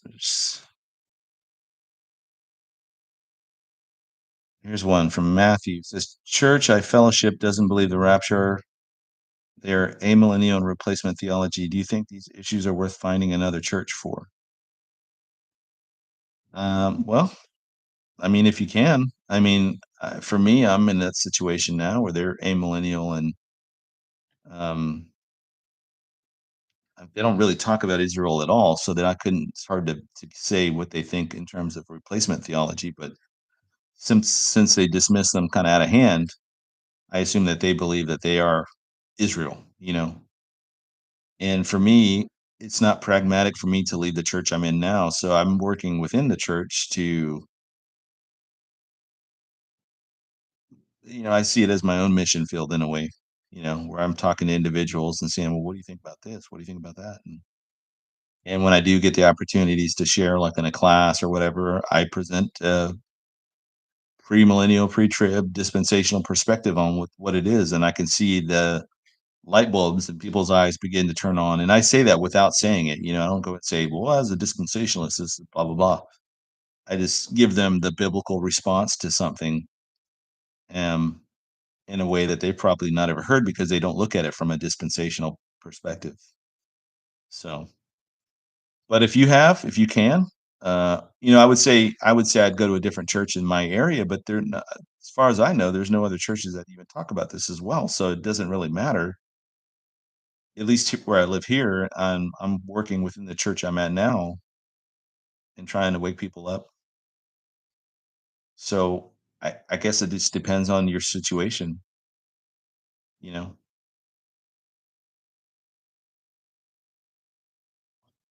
And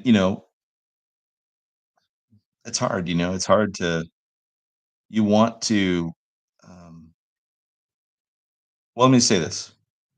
Uh, for years, I would go with my father-in-law and another gentleman, and we would do senior service for the folks that were like shut-ins that lived in these old folks' homes and they couldn't get out, and basically were just limited to watching televangelists on TV. I mean, Joel Osteen, that kind of stuff. I mean, there was only a handful of channels that they have, but we would meet with them once a week on Sunday, and this was just when I was in town. I mean, I was in the military, so it was only when I was here visiting, and we'd go on that Sunday to do it, and we'd take them communion, we would sing songs with them, pray with them, and, kinda like a little mini church for them where they were, and I loved it. I still love doing it. I'm not on the team that does it, but, one of my wife's cousin-in-laws, when he does it, he lets me know ahead of time, "Hey, I'm doing it this weekend if you wanna come." So, the guy that came with us, my father-in-law's friend, is a financial advisor and, wealth management guy. Well, I went and saw him just a few months ago, and I hadn't seen him in over a year at this point because I was gone out of state last year, and, I just came in to stop and, see how he's doing, see how his wife's doing, small talk stuff, and kinda midway through the conversation, he kinda put his hand on my shoulder and he's like, "Pete, I just want you to know that I used to think you're a little crazy, all the stuff you're talking about." And then he says, "I don't think you're crazy anymore." And this coming from him, this was high praise. I mean, this is, a guy that, you know, raised in Church of Christ, never really studied anything different, and but he's seeing the world and he's seeing all the things that I had been talking about for years at this point. Digital currency, that we would abandon the dollar and all this stuff. Um, and now it's coming into fruition and he sees what I've been talking about is now becoming reality. And it impacted him. So I'm doing that here within my church. And it's easy to say, hey, just quit going to that church, go to another, find another church. And and I say if you live in a town where you have options, certainly. Um, but God may have you there for a particular reason. And if you're in a scenario like where I'm at, I don't really have any good options to go to other places. Even if I do go to other places, they're not talking about prophecy. So why not stay where I'm at now and begin to work within the church and wake people up from that perspective? And that's where I see myself at this point. My spiritual growth does not depend on what the pulpit minister says on Sunday.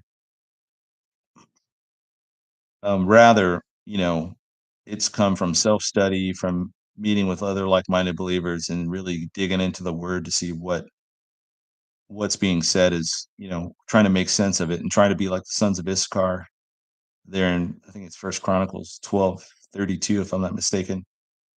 the sons of Issachar looked at the times and tried to understand the times in which they live so they can know what Israel should do, the nation of Israel should do. And here we are now, 2000 plus years removed from that time, and we're trying to emulate that in the same way of understanding the times in which we live so that we can know what's the right thing to do. And I use this scenario a lot, but like Adam from Adam and Eve, he wasn't trying to build the ark, you know. Noah wasn't trying to storm back into Eden and reclaim Eden, you know. Uh, Abraham wasn't building the temple. We can use this scenario over and over in all the different ways, but point is that they were doing what was at that time what God had called them to do. And they were not, if they had been using their own agendas and trying to leaning on their own understanding, they would be doing the wrong thing at the wrong time because they're not seeing the big picture. They're just seeing what's right in front of them. So I think if you live in a town where the church is hostile to Bible prophecy, I think you should absolutely leave that church. And then if you can't find another church, I think you start your own little Bible study and you grow that wherever you are. I think if you live in a place where, like I'm at, and the church doesn't talk about prophecy, but they're not necessarily hostile to it, I think there's opportunity there for us to wake other Christians up and to use that as an opportunity to wake other Christians up and say, "Hey, man, we don't have centuries, we don't have even decades. I don't think. I think we're coming down to the wire." And you begin to share with them why. I think people, if they know you and they trust you and they know your character, um, will and can take that into consideration. And I just saw this pop up on Telegram, and I wanted to share this with you before, and I keep forgetting. I'm glad it popped up.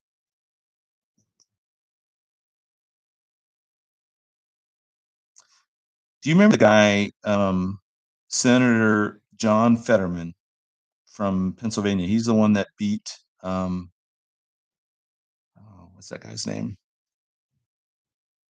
He beat the guy in the doctor in Pennsylvania for the Senate seat. In all of us, and myself included, Dr. Oz, thank you, Mom. He beat Dr. Oz in that election, and all of us were thinking, I know I was thinking, it's like, this guy can't even form a sentence. Like he just had a brain aneurysm or something, and he has no business running. But what's what's ironic in all this is how conservative he's kind of turned out to be. You know, he's pro-Israel. He's not towing the line with squatters and people. All these immigrants moving into empty houses and taking them over. Um, here's what his recent tweet said. 6 months ago, I put up posters of every hostage in my office. Hamas has refused to produce proof of life. Hamas owns this entire grotesque calamity. I stand with Israel, and the posters will remain on my walls until every single person is brought home.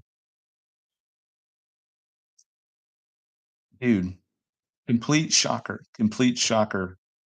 how this guy has turned out. And I am sure the Democrats are just like, how do we get rid of this guy? But crazy, And I'm not saying that he's a Christian. I'm not saying that God's using him. God may be using him, but I don't know. All I know is that people can be very surprising when it comes to. Um, I'm still being surprised on a daily basis by things like this, where this guy that everybody wrote off as just he's just blocking. He's just there to block the Republican from getting a Senate seat, and yet this guy is becoming very conservative in a very surprising way. And had Dr. Oz gotten into that position, I mean, who knows? I mean, that guy was squishy. He's a squishy Republican. So um, it's interesting, very interesting how that's all playing out. But All right. I think that's it. We're right at about 2 hours, and, it's 2 o'clock for me. I gotta go get ready to get my kids in a little bit and finish, doing some yard work and stuff, but, so here we are. We went over a lot today. We went over kinda current events. We went over the unprecedented times we live in, World War III, or are we at a world at war? And I think at present, we're at a world at war on the verge of World War III. I think I think if certain, scenarios play out and there's it'll be a domino effect, and that could be something that we deal with prior to the rapture itself, or it may come in conjunction with the rapture. But either way, I think it's the rapture is gonna be incredibly close to all this. So, again, thank you to the folks in, Guthrie, Oklahoma, to the First Southern Baptist Church there, for Pastor Greg and his folks and his team that put the prophecy conference on. It was a really good event. Um, I stayed in an Airbnb that was, belonged to the pastor's brother, and my kind of the housemate, so it was me and my 2 kids, and then the housemate was LA and Peggy Marzulli, so we got to hang out with them, and that was super cool. And then hanging out with Mondo and Lee is great as well. It was a really good event. Coming up, we have, a conference in Mississippi with, Chris and Kathy Gautier. I didn't butcher their names too badly. And that will be in, Flowood Sheraton. I think it's in the vicinity of Madison, Mississippi, somewhere in that area. But that'll be May 4th, and that'll be, myself and, Jeff Kinley. And my messages that day, I think I'll have 2 messages, and then we'll do a Q&A at the end. I'm talking about, World War III, and I'm putting together that presentation for that. And, I'm redoing my Ghost in the Machine, so it'll be similar to the one I did in Australia, but I'm gonna tweak it a little bit because I still think there's a lot of things in there that I wanna capture. So those 2 messages, and I can't remember what Jeff's talking about, the importance of prophecy in these last days, and then, I think something to do with the pre-trib position, but, that'll be a great event. And then obviously the next thing after that, Lord willing, I'm here, I'm not deployed, I'm capable of doing it, is, the Prophecy Watchers Conference at the end of June in Colorado. So even before all that, I should be on with, let me see, to look at my calendar here. Okay. I'll be on Wednesday with Pastor Gary from Victory Church in Belfast, Ireland. I need to get a time from him. I don't know what the exact time is. I want to say it's probably around 12 noon time period. And then I will be on with JB Hickson and his, I think he does something with the members group there, the people that are members of his website and stuff. We do something on Zoom, so we're like face to face. I'm looking at you, you're looking at me, and we're doing a Q&A kind of thing there. And I used to do this when I was in Kentucky, when I was deployed there last year. I did it on Thursdays, and I think I did, I don't know, we did like 3 or 4, and there just wasn't any way for me to recreate that here with the time schedule that I have now. But, you just get on Zoom, and I'm looking at you, I can see you, you can ask me the questions directly, we can interact that way face to face, or, via the internet. But, that's on the 23rd. And then I'll be on May 1st with Kurt Reed, Pastor Kurt Reed. And then that Wednesday I'll be heading, or that Friday I'll be heading to Mississippi. So, I think that's it for the next couple weeks, but, still trying to figure out a time to do a program with Amy. So if she ever watches this, just reach out to me. We'll have to try and figure out some new times. And then probably get back on with Shane from Black Swan Revelations at some point too. And, obviously Tyler will be on tonight. If you haven't watched Chooch's message from last night, get on with TOL End Times and watch Chooch. He had a great message last night. And then, Watchman River, he's on every day. And then Carol Vay, when she puts out new information, her videos are always really well done. And, Trying to think if I forget anybody. Oh, Kurt Reed. So you had Pastor or evangelist Don Perkins on last night, and I love Don, man. That guy, he's such a cool guy. And I want to do more interviews where I bring on people because I want to bring on Don. I want to bring on um, there's a whole I have a whole list of people that I want to do interviews with. I've just had such bad luck with StreamYard, and then my bandwidth still isn't all that great to do a live. So if I do things in the future where I'm interviewing, it may work out better that I pre-record it and then just play it, and then I'm interacting with you guys in the chat.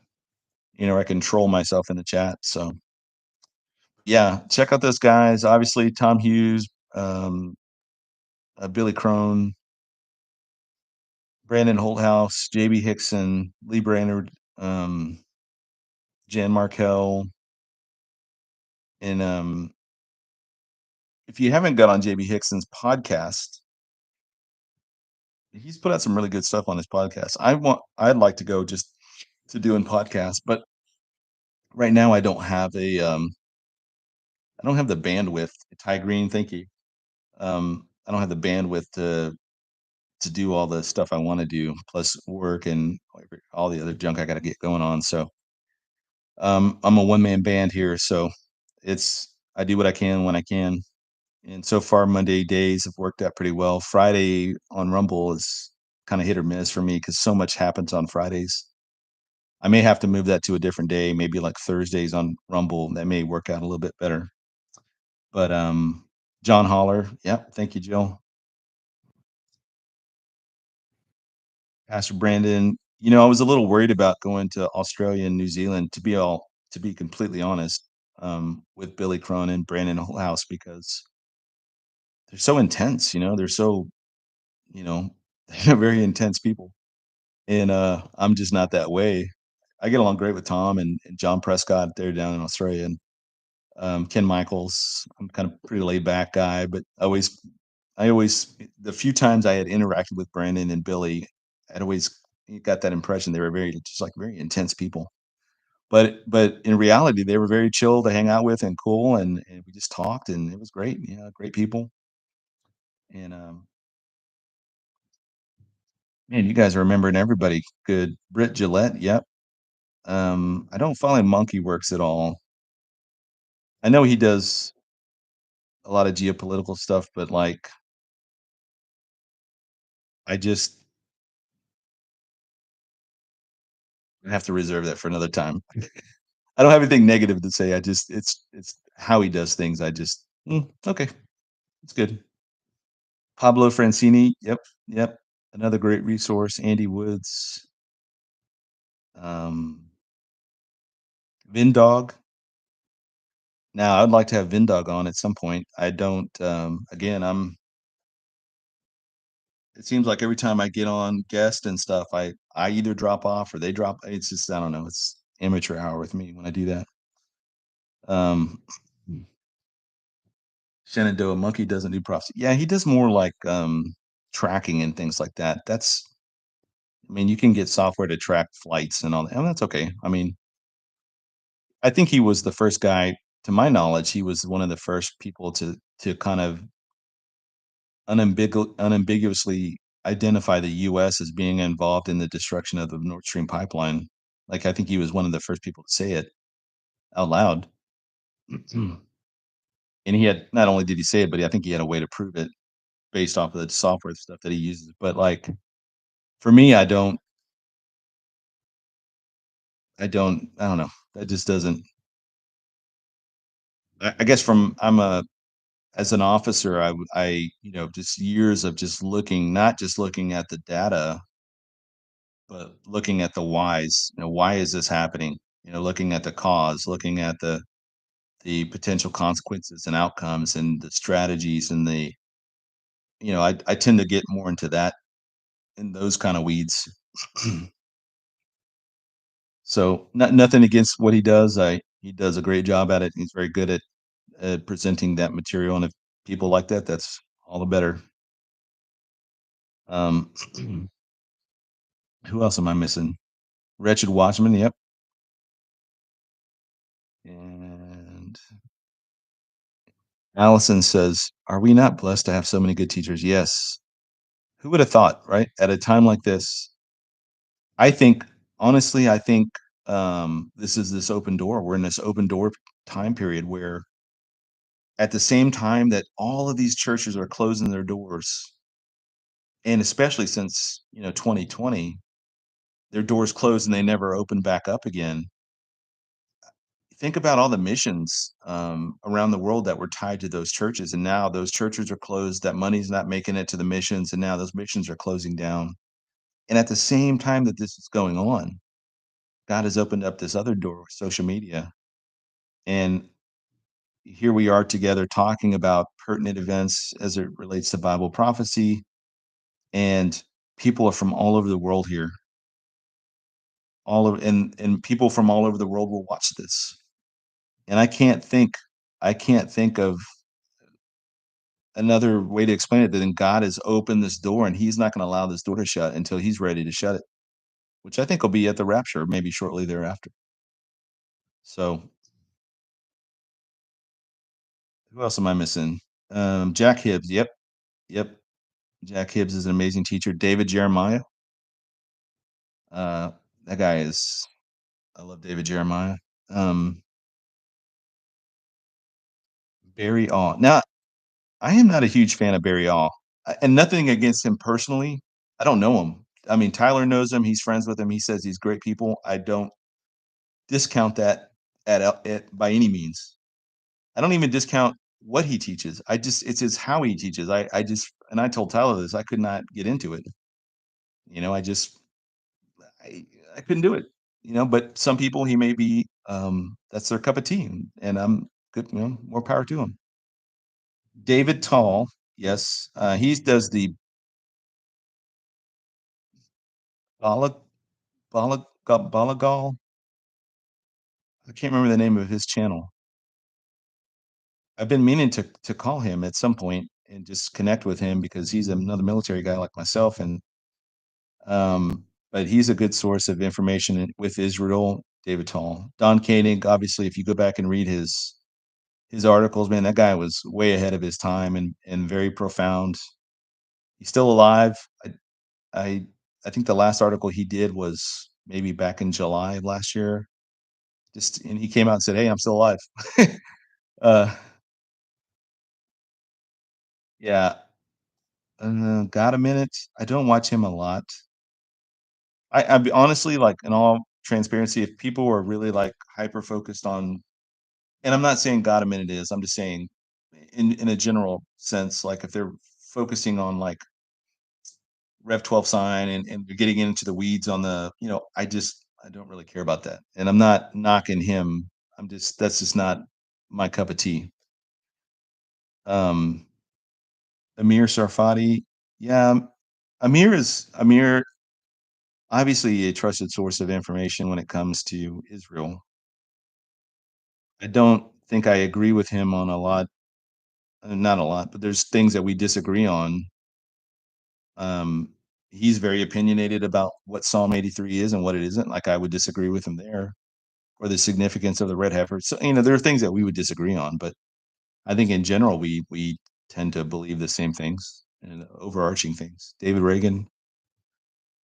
Um, I don't watch Don Stewart. I've kind of had a falling out with him a long time ago. I think you guys are familiar with that. I'm not saying he's a bad teacher. If you like Don, more power to you. Um, Joel Rosenberg. I'm kind of neutral on him. I don't disagree with him. I don't not disagree with him. CJ Lovick. Now, I will say this about CJ, he has an amazing ability to teach and then to do the art presentation. I think he does that on Prezi, which is a way to present information, and it's like this never-ending canvas where you can just constantly move and do things. But I think he's hyper focused on years, certain time periods, and then those times have come and gone, and then he's had to kind of do a mea culpa and say, well, it wasn't 2023. Now I'm looking at 2024. So I'm like, oh, okay. Balagon connection. Thank you, Cheryl. Yeah, David Tall, Balagon connection. Check him out. And this guy for sure. I can't believe I forgot him. Ken Ortiz from Calvary Spokane. Guys, if you have not listened to Ken Ortiz, stop what you're doing. Turn me off right now and just go listen to Ken. That guy is fantastic. He is amazing. If I were a preacher, that's what I would aspire to preach like. Like he has an amazing gift of recall, of history, of philosophy, of man, just an amazing teacher. He's been on with Pablo a bunch of times. I introduced those two guys a long time ago, and then he's had Pablo's had him on a couple of times, maybe 3 or 4 times.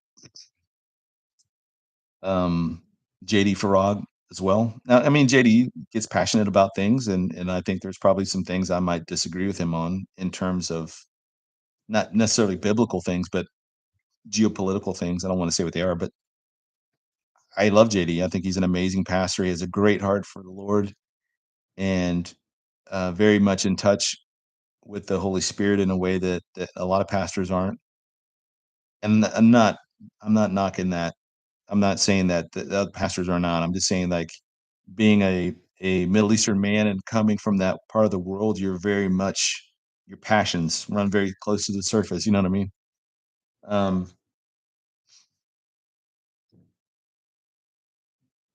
yeah, I love JD. I've loved him for a long time. Ken Johnson, an incredibly nice guy. I found him to be incredibly cool to be around. Digs deep on a lot of different things that most people don't even think about. I've had his books on my bookshelf for a number of years. I've read through them, and he's an amazing teacher too. Athy Creek, I've never watched that before. I'll have to check that out. Um,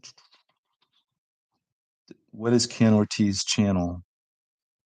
I don't, honestly, I don't know his channel. The first time I ever saw Ken Ortiz, he was on Jason A, which Jason A does a lot of these montage videos of signs of the times. And for years, Ken has done these series of what's this world coming to. So you can look up what's the world coming to Ken Ortiz, and that will probably pull up a list that people have put together. But watch those sermons, like you'll end up watching all of them. They're amazing. Tom Hughes, yep. I don't know if I mentioned him earlier, but yeah, absolutely, Tom. Um, John Barnett, yes, and another amazing teacher there. I like Robert Breaker on certain things, and certain things I don't. I think I think there are topics that tend to become very much distractions for Christians, especially Christians in the prophecy circles that don't need to be distractions. So you know, I don't know. I don't know how to feel about it. It just doesn't sit right with me with certain things. Scott Townsend, yep. Um, Rush Limbaugh, yeah. Brett Meter. I don't know. I've heard the name Brett Meter. I don't know if I'm listened to him. Tiff Shuttleworth. I saw that guy's name not too long ago, and I thought, what a weird name. And I was going to listen to it, and then I got busy doing something else. So I have to check out this Tiff Shuttleworth. Pastor Brandon Holthouse. Yep.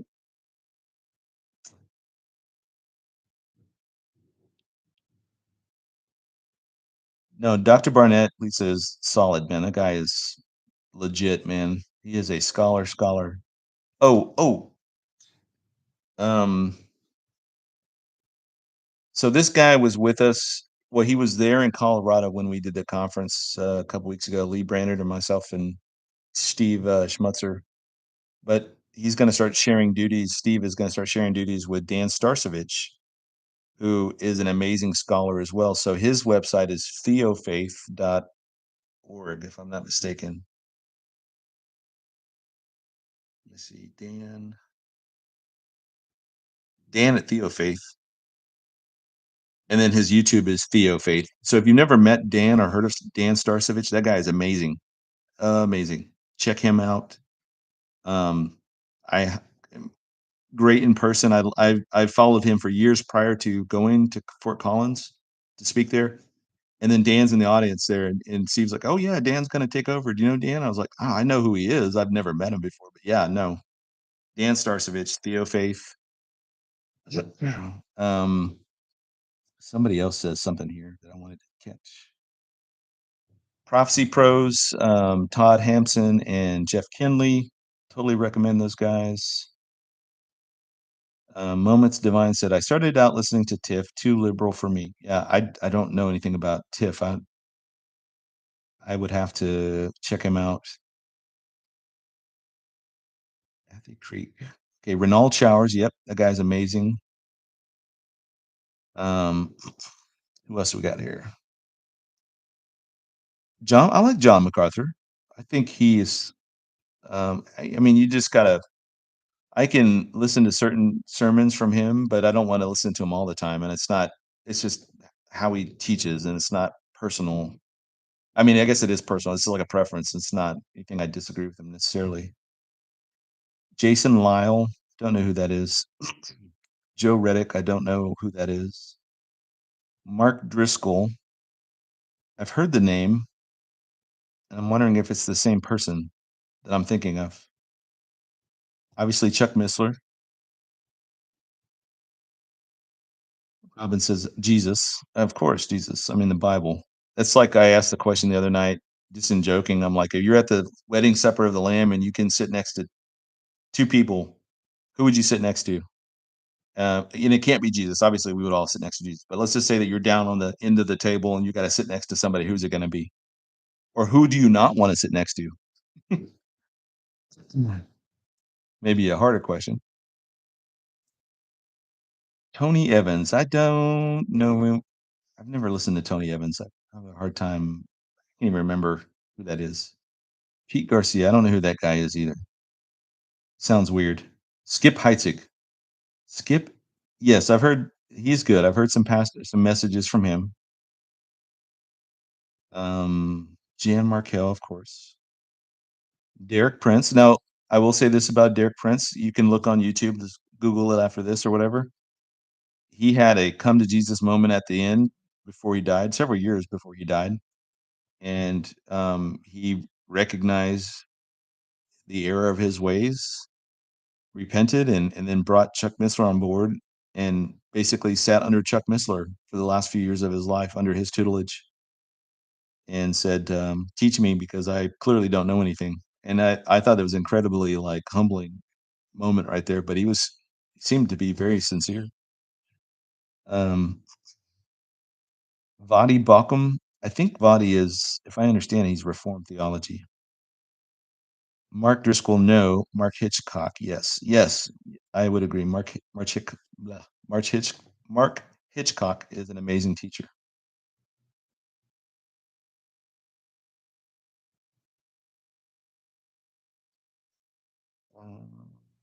I think that's it. I don't know. There's an amazing, what I guess all this leads to say is that there's an amazing abundance of great teachers out there right now for such a time as this. Find who you can grow under and learn under, and then I found that teaching is a great teacher.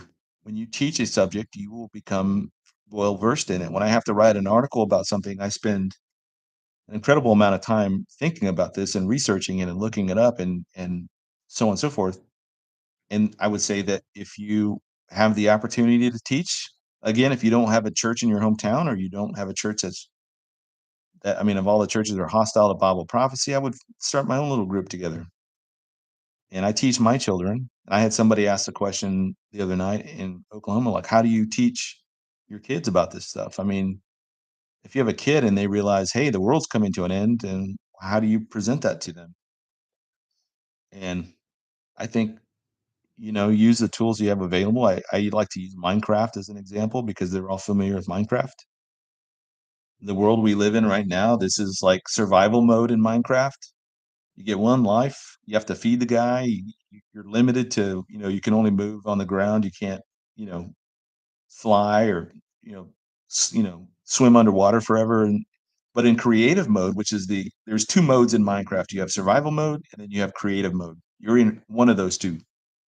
Creative mode is like you're immortal. You can do whatever you want. So that's what the kind of how I use that as a tool to teach my kids what the difference is gonna be like. Um, Obviously, I mentioned Steve Schmutzer earlier, but his website is I think it's called Solid Bread, or you can probably just Google Steve Schmutzer, but he is an amazing writer. So when he has articles, I'll run his articles on my website. Um, man, I know I'm forgetting people, and I get blasted like, "Why didn't you mention my name?" TW Tram, if you're he's kinda like the numbers guy, like Randy Nettles is on my website. TW Tram is very much like that, and, getting into the weeds on complex topics and, like the feasts of the Lord and I mean, just they have a him and I think him and Randy are very much similar in the sense that they have this mind for it, that the numbers and the dates, where I would just get lost trying to sort through all that stuff. They just have the ability to put it together for us, make it look easy. Ron Rhodes, yeah, he's a great teacher. And you guys have so many options out there. So Eric Stackleback, yep. Yeah, he's good for news. There's so many great teachers, so many ways to stay informed these days. There's really no excuse for people to remain in ignorance. And I think that one of the charges against this generation will be maybe at the beam of judgment for believers, like, why weren't you watching for my return? I didn't know. My pastor never mentioned it. And Jesus be like, well, didn't you have YouTube? It's all over YouTube. That's why I put it there. I opened that door. There's not going to be an excuse for Christians, at least in the West, to be like, well, I didn't know. Um, I say that somewhat tongue in cheek, but I honestly don't know how that'll go down. But um, Kurt Reed, if I didn't mention Kurt Reed, yeah, excellent pastor. Arn Fruchtenbaum.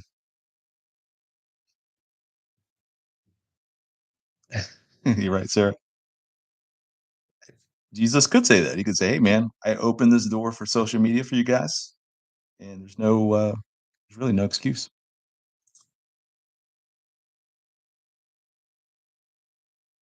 Alex Newman, yep, love Alex Newman. I've never met him, but he's supposedly going to be at this conference in Colorado, so I'm looking forward to meeting him there. Bill Salas, I love Bill Salas. I like he's a guy that I'd like to have on my program and go over things, especially like now because he's like the subject matter expert. Yeah, Alex Newman, that dude's like a polyglot, which is like he speaks multiple languages. He's very much in sync with what's going on in the world and this race to the new world order and stuff.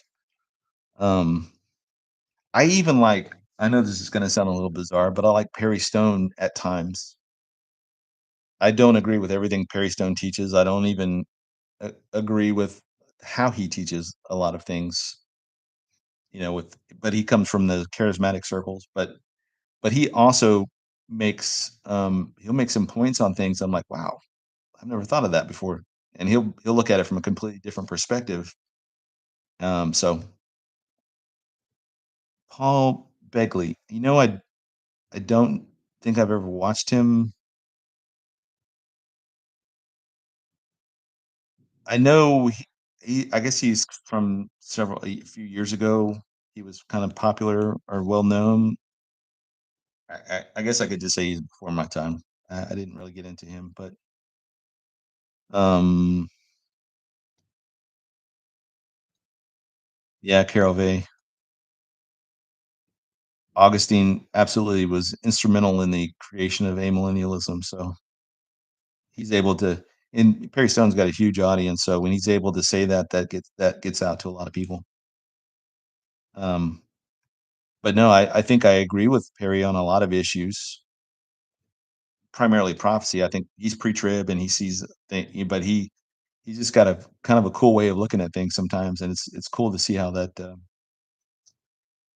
he does that. Ray Comfort. Yeah, I think Ray Comfort is strong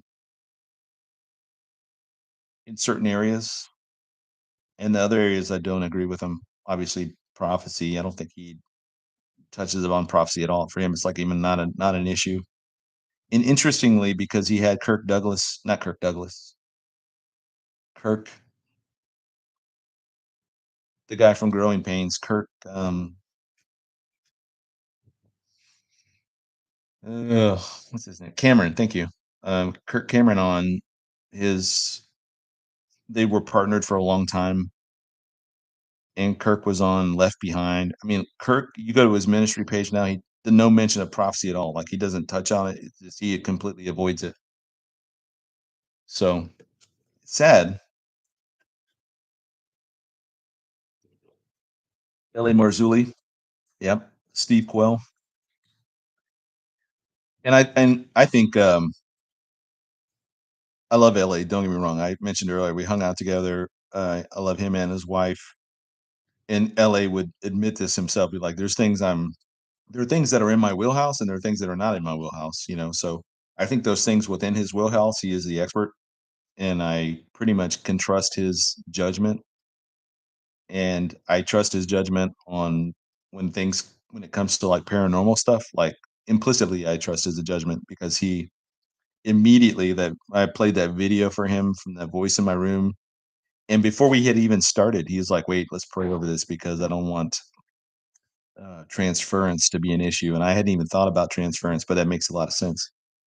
In the second that he heard, he goes, "That's a curse." He goes, that thing is cursing you." It says, "Die." And I was like, so, so I, yeah, I totally trust him. Okay. Steve Quayle, yeah, he's kind of disappeared for a while. I don't know, maybe health issues or something. I think he was down in Australia the last time I talked to him. That was 12, 15 years ago.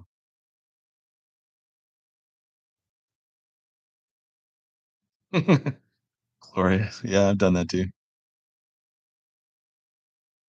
That was powerful testimony and Black Swan. Honestly, I've told that testimony before, and I tend to gloss over certain aspects of it, and I completely tripped and stumbled straight into that area that I didn't want to go into, and then it caught me by surprise. And like, yeah, I had not, I didn't even intended to go there, and I went there, so that was not intentional. Uh, Pastor Brian Bakochin. I, I don't know if I'm saying that right. Yeah, then there's still it is as sad a state as the church has become in the West. There is still a lot of great pastors out there and teachers that are still standing for the truth, and they're just harder to find because their voices are getting drowned out by other things. I don't I don't follow Jonathan Kahn. In fact, I had my funny story about that years ago when I was writing for the Omega Letter. I had kind of alluded to the thing about Jonathan that I didn't trust him because he was going on like Jim and Tammy Baker. They're after all the stuff they went through and like prison time and then they eventually came back on and had started their ministry again. And I'm not judging them for anything they did in their past. I just not would I would not be associated with that or Sid Roth or some of these other groups people. And he was on there. He's on there because he's selling his books and stuff. And I just kind of took issue with that. And at the time, I thought, well, I have books to sell, but like I would never go on Sid Roth or there's other programs I would never go on simply because I don't want to be associated with them. Even if they could sell my books through the roof, I would not go on their program. That's just me personally. And so I had made comment about that, and then I had somebody that was very well known at the time write me and say, "Hey, you need to apologize because he's a friend of mine." And so I got my knuckles wrapped a little bit from that. So I had to come out the next week and do a kind of a mea culpa. Said, "Look, I don't know him personally. I'm just was making that observation from a outsider's perspective. Somebody that does know him vouches for him. So I'm kind of taking them at their word and I'm gonna do a mea culpa and say, "I'm sorry, I didn't mean to besmirch your character, personality, or whatever." And, then he wrote me, and I'm like, "How did dude, I am a nobody. How would this guy know who I am or even care what I have to say about about anything?" So anyways, uh, years go by and, you know, things have played out like they are, so I'm not saying he's bad. I think he's said some things I don't think are gonna pan out the way he wanted them to. I don't know. Charles Lawson, is that guy? He's very kinda Southern pastor. If that's who I think it is, I love that guy. Oh, we're sitting here just talking about different teachers and stuff. 235. Chuck Colton, yes. Oh, man.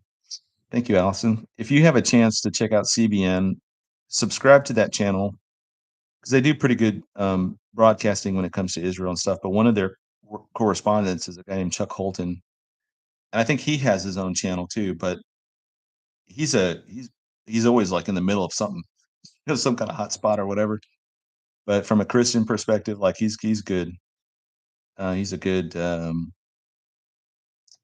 he's a good teacher. Tom Horn, yeah, I like Tom Horn. I thought, I met him before he passed. I think he is an amazing writer, teacher. He's one of those guys that can thinks outside of the box, and he's friends with Terry James, who I met Tom through Terry, and they've been friends for decades. So, yeah, I nothing against Tom. I think he's a great man of God. Um, I was never into the Skywatch realm of things. Like, I know some people are in that orbit. Even though I've been invited into that orbit a few times, I've never really gotten wanting to go into that area. But yeah, nothing negative to say about Tom. I think he was a great man of God. He definitely was thinking way ahead of his time and in writing topics um,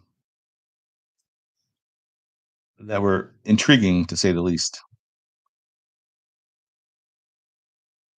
Gene Kim, I don't know enough about what Gene Kim teaches doctrinally. I've only seen little snippets here and there, so I don't know where he is on things, but I don't know necessarily if I agree with him, but I don't know enough about him really to make a definitive um, judgment call. Yeah, I mentioned JD Farag. He's amazing. Love the guy. John Holler is pre-wrath. Well, he says he leans pre-wrath, but he's hoping it's pre-trib. So I think when you look at a guy like John Holler, myself, or L.A. Marzulli or something, there's certain wheelhouses that we thrive in and we love to talk about.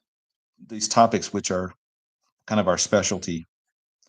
And with John Holler, I think he has an amazing being a lawyer for decades and being all, for as long as he has that mind that can process these very complex situations and topics and can sort through them. And for me, it's like geopolitics. I love this aspect of and how prophecy ties in with that. I am not the subject matter expert on, say, UFOs or the paranormal or a lot of other topics, and I would have to default to like LA for that kind of thing. And so I don't think John necessarily is holding himself up there as this amazing theologian that all others must subscribe to his belief. I think he has strong opinions about orthodox positions that we all would agree on. And then those areas where it starts to become a little more grayer in terms of eschatology, I think he's likes the idea of pre-trib. I don't know if he's completely on board because he's got other people in his life that, he's also close with and influence him and stuff. So I get along personally great with John. We kind of joke about the differences and stuff in the rapture, but I don't think we've never got into an argument or anything about it. We just kind of learn to recognize that we have different perspectives on it, and we just kind of move on from there and go. and talk about whatever it is we were going to talk about that day. And that's worked out pretty well for us over the years. I've been friends with John since 2017. I think. Les Veldix. I don't know if I've watched some of his stuff back in the day. Um, I don't think I disagree with him on anything. I don't remember. I have to go back and look at that stuff. Josh Peck, yeah, that guy is crazy smart. I met him once. He did if you bought the Disappear book, I think through Skywatch, there was a bonus like DVD, and it's just me and Terry being interviewed by Josh.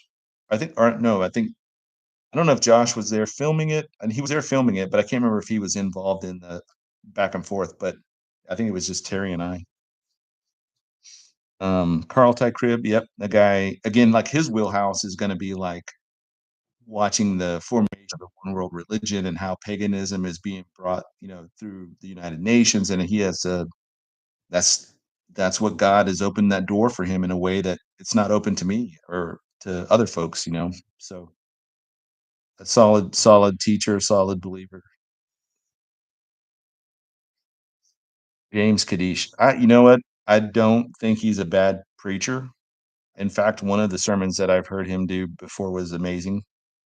I think my issue with him and Don is on a personal level, in that, I had disagreed with Don. This was 2 years ago, I think, on the tree generation. And then, I was very respectful to Don in that. And he's a great teacher, great ministry. He's been a faithful servant decades. I just disagreed with him on this position. But then him and James came out and were blasting me on a personal level because I hadn't gone to seminary, and now I'm some kind of idiot because I've never gone to seminary, and it didn't sit well with me, and I don't. It seems beneath them to do that, maybe they've just moved on. It's not a thing anymore. Like I've moved on. I don't care what they think about me, but I just thought that was kind of petty, and I've just kind of I don't really do anything with them anymore. Um, so it is what it is. We're not all going to get along. Um, Billy Crone, yeah, that guy is, man. He's like 10 years ahead of everybody else. Billy is on most things. Um, Man, what a mind that guy has. Gary Stearman, if you've never listened to a Bible study, find any Bible study. I don't even care what it is. With Gary Stearman, him teaching it, just a Bible study through some topic, prepared to be blown away. Like that guy is amazing. And I would even go back to say J.R. Church. If you remember J.R. Church from back in the day, I don't know if he has any videos that you could watch of him, but his articles, man, just awesome. Um, Bill Koenig, yes, I like Bill. He's a really, really nice guy. I met him before, and surprisingly, he knew who I was. I was blown away by that. But yeah, I mean, his wheelhouse is all the political stuff going on, and how that ties with the nation of Israel, and um, just an amazing teacher and believer. I again, I have nothing negative to say of Bill. He's a great resource to have, and God has put all these different people in all these different places to provide this insight into the world we live in now in the 21st century. Let's see.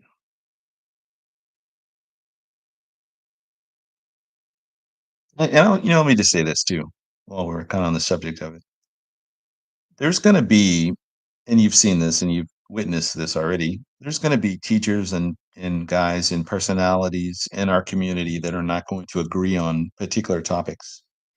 And I'm speaking more to the sense of these tertiary issues, or things.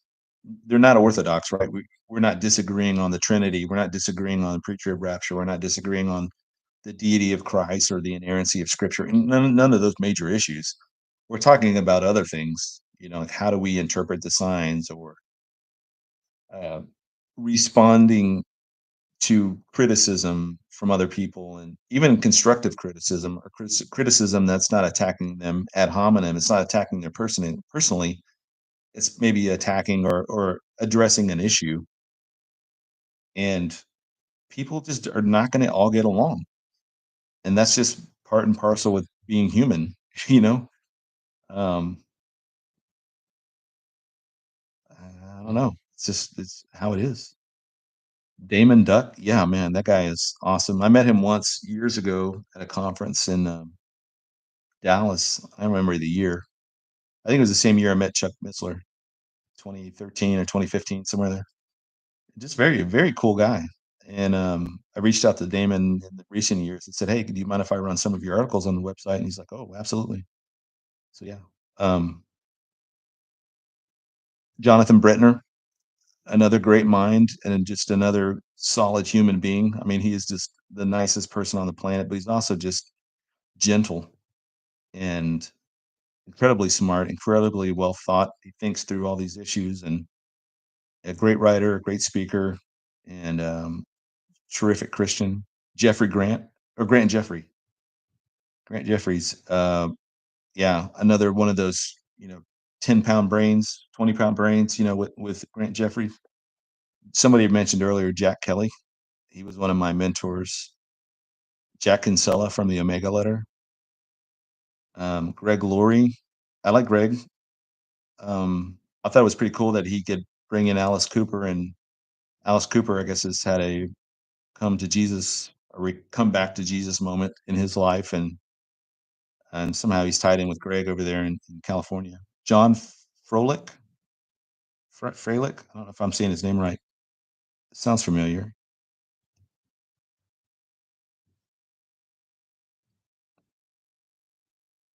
A funny story about Jack Hibbs, though. Um, Again, this is not personal, even spiritual or anything like that. It's just kind of an observation. I was at a conference in Dallas. I don't remember the year, 2013, 2015, and I was watching a presentation, and then Jack came in. Jack Hibbs came in, and he sat next to me, and we were kind of in the back. So I think he popped in and was sitting down watching it, and I'm like, you know, awestruck. I'm so nervous. I'm like, I wanted to say hi to him afterwards, but at the time I was just writing for the Omega Letter, and nobody knew who I was, and the one thing that stuck out to me with Jack is how little he is. He's a little bitty guy. I mean, I'm not 6'9" or anything like that, but I mean, he's a very small guy, small frame and everything. I just, it surprised me, you know? So when I meet people at conferences or whatever, I'm like, am I as big as you thought I was going to be? Or do you think I was going to be taller or shorter? And I think people are like, no, you're about what we thought. But like, always thought Jack was like my size, maybe a little bigger. Nope, a little big guy. Powerful, powerful teacher.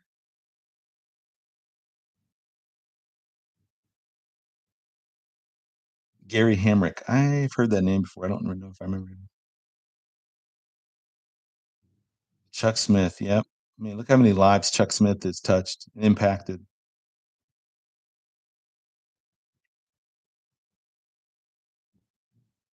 And I would just say this too, if I'm sorry, I don't if I don't ooh and awe over a particular teacher that you have that really impacted your life, don't take please don't. That's not. I'm not just dissing them. I'm just like I don't really know enough about them. If they've impacted your life in a very positive way, more power to them. That's really the variety that's out there for you. I mean, there should be a teacher for everybody that meets your style, your way of learning, and all that kind of stuff. And if I don't get along with a certain person, you shouldn't let that impact you either. Some people may love James Cadiz, and that's good. I'm not knocking his teachings or how he presents or Don Stewart or Perry Stone or anybody else. I'm just saying there was I had issues with how things kind of played out. Well, guys, oh my gosh, I've got to go. I am running way late. But hey, thanks for hanging out with me today. Uh, another long one. I know some people love the long version, some people hate it. We got to talking about teachers, and it's one of these things I've been wanting to do for a long time. But thank you guys for being hanging out today. Hopefully, you got something out of the message, and love the fellowship. I love meeting you people when I do go out to conferences and speak. And by all means, if you see me out, don't hesitate. Just come up and say hi and introduce yourself because you see my face all the time. I have never seen you before, most of you. So I think people are surprised and last story in Australia, I'm getting into not a helicopter, getting into an elevator, what they would call a lift over there. And I get into the elevator and I'm going downstairs to meet everybody for lunch and we're going to go out from there. And there's two ladies in the elevator. One is a younger, one is older, both, adults. And they're looking at me and I become very self-conscious because I'm thinking, all right, do I have something hanging out of my nose? Is my hair sticking up over here? I didn't know what it was. I thought there was something I had, lettuce in my teeth or something. I had no idea what they were looking at me. Kind of odd. It was a weird thing. And so then we get down to the next floor, and then Ken Michaels gets on, and then he said, and I start chatting it up, and then he starts chatting with them, and said, "Hey, you guys just out of town visiting?" And they're like, "Oh, we're here for the prophecy conference," and we're in a big city, Gold Coast, and they knew who I was, and that's why it was kind of like how I was with Jack Hibbs. I'm kind of like, and but they've seen me and they know my face. I don't know who they are, so I don't even know that they were going to this conference. So, anyways, all of that stuff. It's just funny how some of these things play out. And, uh, Jeff the man. Yeah, sorry, man. You don't want to hear it. It's uh, it's a curse. I'm sure it's out there on somebody's podcast somewhere. But okay. I think that's it. I've got to go. I've got to get my kids. I've got to get to doing the rest of the stuff today. Hey, Pastor Gary, another great pastor right there, Gary McKibben. Look forward to getting with you on Wednesday. Please send me an email with a time because I don't know the time you want to do this. I'm assuming noon, but I don't want to assume anything. But I look forward to that. And then if the topic, I think somebody had made mention not too long ago that Pete looks down a lot. I'm always doing like this, and there are some times where I have my notes down here, and I'd never had a chance to put them on my computer, so I've written in front of me, so I'm looking down at my notes. Um, that's generally what I'm looking at as I'm looking at my notes. So, Carol, I need to have you back on and figure out a way to not talk as much and let you do the bulk of the talking, so I don't get yelled at anymore. And I think that is it, man. I think that is it. Again, thank you, Pastor Greg from Guthrie, Oklahoma. Great time this weekend. Anytime you need me to come up and help out, I'm more than happy to do that. So